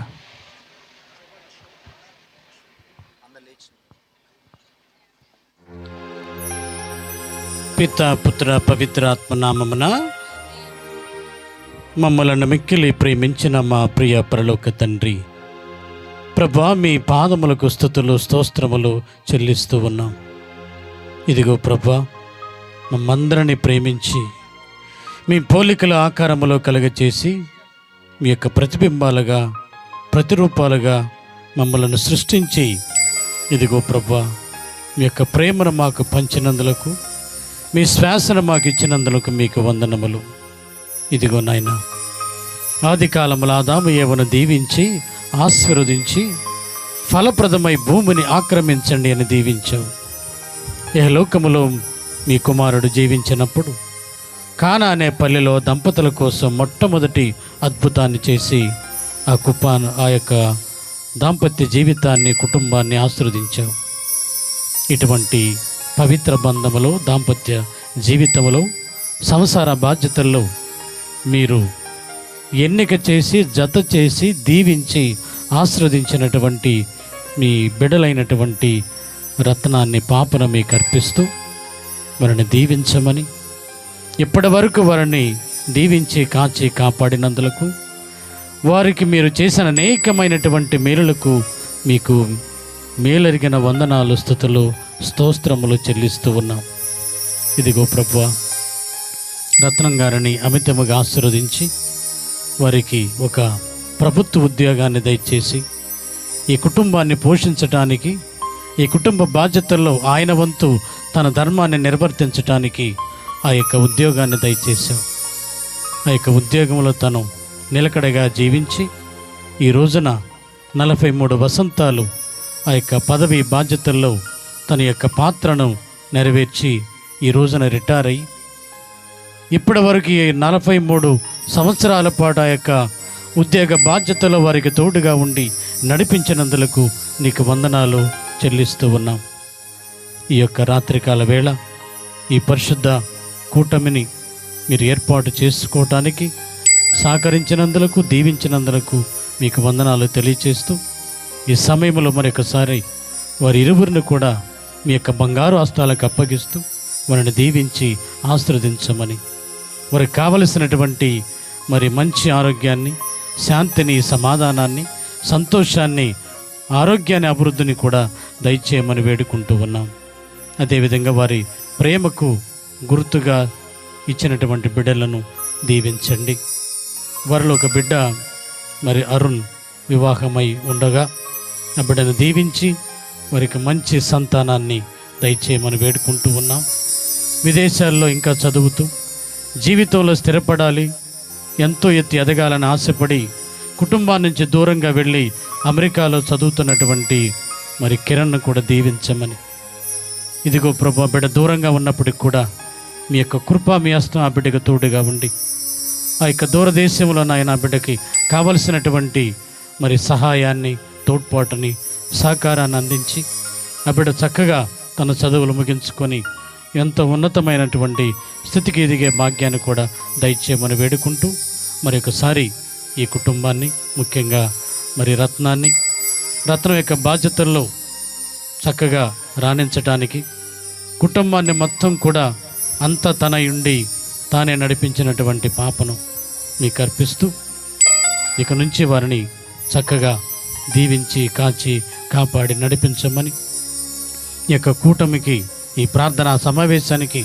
వచ్చినటువంటి వీరందరినీ, వారి కుటుంబాలను, వారి బిడ్డలను, వారి ఆశలను, ఆశయాలను, తలంపులను, ఉద్దేశాలను అన్నిటిని కూడా మీకు అర్పిస్తూ నాయన మీ చిత్తమే నెరవేరాలని కోరుకుంటూ మీ చిత్త ప్రకారం నడిపించమని, చివరిగా వారిని ఆశీర్వదించమని వేడుకుంటూ ఈ మనవని మా ప్రభువును మీ ప్రియకుమారుడైన యేసయ్య అతి పవిత్రమైన నామమున అడిగి వేడుకొని ప్రార్థిస్తున్నాము తండ్రి. ఆమేన్. పరలోకమందుండెడు మా యొక్క తండ్రి, మీ నామం పూజింపబడిన గాక, మీ రాజ్యం వచ్చున గాక, మీ చిత్తము పరలోకమందు నెరవేరినట్లు భూలోకమందు నెరవేరును గాక. నానాటికి కావలసిన మా అన్నము మాకు నేటికి ఇవ్వండి. మా యొద్ద అప్పుబడిన వారిని మేము మన్నించినట్లు మా అప్పులను మీరు మన్నించండి. మమ్ము శోధన యందు ప్రవేశింపనివ్వక కీడుల నుండి మమ్ము రక్షించండి. ఆమేన్. అమ్మ తల్లి మరియ ఇహలోకములో దేవుని తల్లిగా మా తల్లిగా జీవించిన మాత, నీకు వందనములు. ఇదిగో నమ్మ యొక్క సమయంలో ఇదిగో ఈ యొక్క రత్నాన్ని పాపను మీకు అర్పిస్తూ ఉన్నాం. ఏ విధంగా అయితే నీ చుట్టమైన ఎలిజబెత్తమ్మకు 3 నెలల పాటుండి సహాయం చేశావు, కానా అనే పల్లెలో ఆ దంపతుల కోసం మీ కుమారుని ప్రార్థించి సహాయపడినటువంటి తల్లి, మీ యొక్క కుమారుడు ఉత్థానమైన తర్వాత మరి అపోస్తలతో కలిసి ప్రార్థించి పవిత్రాత్మ వరాన్ని పొందటానికి సహకరించిన ఓ తల్లి, ఈ కుటుంబం కోసం కూడా ఎల్లప్పుడూ మీ కుమార్ని ప్రార్థించి వారికి సహాయపడమని యేసయ్య నామమున అడిగి వేడుకొని ప్రార్థిస్తున్నాము తండ్రి. ఆమేన్. దేవ వరప్రసాదముల చేత దేవా దిగిరమ్ము, పరిశుద్ధాత్మ దేవా దిగిరమ్ము, ఆత్మదేవా దిగిరమ్ము, పరిశుద్ధాత్మ దేవా దిగిరమ్ము. మా ఆత్మీయ కన్నులను తెరువుమయ్యా, నీ జ్ఞానము శక్తినియ్యుమయ్యా. మా ఆత్మీయ కన్నులను తెరువుమయ్యా, నీ జ్ఞానము శక్తినియ్యుమయ్యా. ఆత్మదేవా దిగిరమ్ము, పరిశుద్ధాత్మ దేవా దిగిరమ్ము. ఇప్పుడు దైవజనులు అందరూ కలిసి మరి ఇద్దరిని కూడా, రత్నం గారిని మరి పాపగారిని ఇరువురిని దుశ్శాలువతోనూ పూలమాలలతో సన్మానించి గౌరవించిన తరువాత కేక్ కట్ చేస్తారు. అమ్మ మీరు కూర్చోండి తల్లి, మీరు మధ్యలోకి వెళ్ళండమ్మా.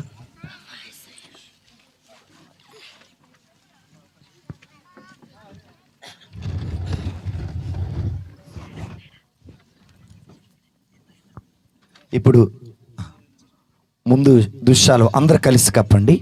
సో ఇదిగోండి అందరు కలిసి, తర్వాత పూలమాలలు కూడా ఉన్నాయి. ఎన్నో ఎన్నో మేలులు చేసావయ్యా, నిన్నే స్తుతింతు యేసయ్యా. ఎన్నో ఎన్నో మేలులు చేసావయ్యా, నిన్నే స్తుతింతు యేసయ్యా. హల్లెలూయా హల్లెలూయా హల్లెలూయా హల్లెలూయా హల్లెలూయా హల్లెలూయా హల్లెలూయా హల్లెలూయా.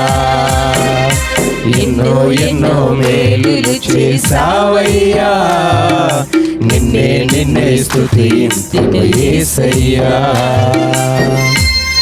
ఇప్పుడు కేక్ కట్ చేస్తారు. స్వామి కేక్ కట్ చేయవచ్చు. షష్ఠి పూర్తి కూడా అయిపోయిందండి. ఇప్పుడు కేక్ కట్ చేయవలసిందిగా కోరుకుంటున్నాము. హల్లెలూయా పాట, యేసయ్య పాట పాడాలి ప్రతి చోట, పాడాలి ప్రతి నోట. నవ్వుతూ కట్ చేయాలి. పాడాలి ప్రతి చోట, పాడాలి ప్రతి నోట. హల్లెలూయా పాట, యేసయ్య పాట పాడాలి ప్రతి చోట, పాడాలి ప్రతి నోట. కష్టాలు ఏ కలిగినా, కన్నీరు ఏ మిగిలినా, కష్టాలు ఏ కలిగినా, కన్నీరు ఏ మిగిలినా, స్తుతి పాటలే పాడుమా, యేసునే వేడుమా, స్తుతి పాటలే పాడుమా, ప్రభు యేసునే వేడుమా, ప్రభు యేసునే వేడుమా. హల్లెలూయా పాట, యేసయ్య పాట పాడాలి ప్రతి చోట, పాడాలి ప్రతి చోట. స్తోత్రం చెల్లింతును, స్తుతి స్తోత్రం చెల్లింతును. గడిచబడుతూ స్తోత్రం చెల్లింతును, స్తుతి స్తోత్రం చెల్లింతును. యేసునాథుని మేలులు తలచి, యేసునాథుని మేలులు తలచి స్తోత్రం చెల్లింతును, స్తుతి స్తోత్రం చెల్లింతును. అందరూ కూర్చుందాం. మరి ఫ్యామిలీ అంట, రైట్. గాఢంధకారములో కన్నీటిలో ఎలలో, గాఢంధకారములో కన్నీటిలో ఎలలో కృషించిపోనీయక కృపలతో బలపరచితివి. ఇంకా ఎవరైనా సన్మానించాలి అనుకున్న వారు దయచేసి ముందుకు రావాల్సిందిగా ఆహ్వానిస్తున్నారు. బలపరచితివి. స్తోత్రం స్తోత్రం చెల్లింతుము, స్తుతి స్తోత్రం చెల్లింతుము. యేసునాథుని మేలులు తలచి, యేసునాథుని మేలులు తలచి స్తోత్రం చెల్లింతుము, స్తుతి స్తోత్రం చెల్లింతుము. వందనం వందనం నీకే వందనం, వందనం వందనం నీకే వందనం. శతకోటి వందనాలయ్యా, నీవేరా రాజువయ్యా. శతకోటి వందనాలయ్యా, నీవేరా రాజువయ్యా. రాజువయ్యా మహారాజువయ్యా, రాజువయ్యా మహారాజువయ్యా, రాజువయ్యా రాజువయ్యా, రాజువయ్యా రాజువయ్యా. వందనం వందనం నీకే వందనం, వందనం వందనం. అల్లుడు మీకోసం బయట భిక్షకు తెచ్చాడు. శతకోటి వందనాలయ్యా, నీవే మహారాజువయ్యా. నీవు చేసిన మేళ్లకు, నీవు చూపిన కృపలకు, నీవు చేసిన మేళ్లకు, నీవు చూపిన కృపలకు వందనం యేసయ్యా, వందనం యేసయ్యా, వందనం యేసయ్యా.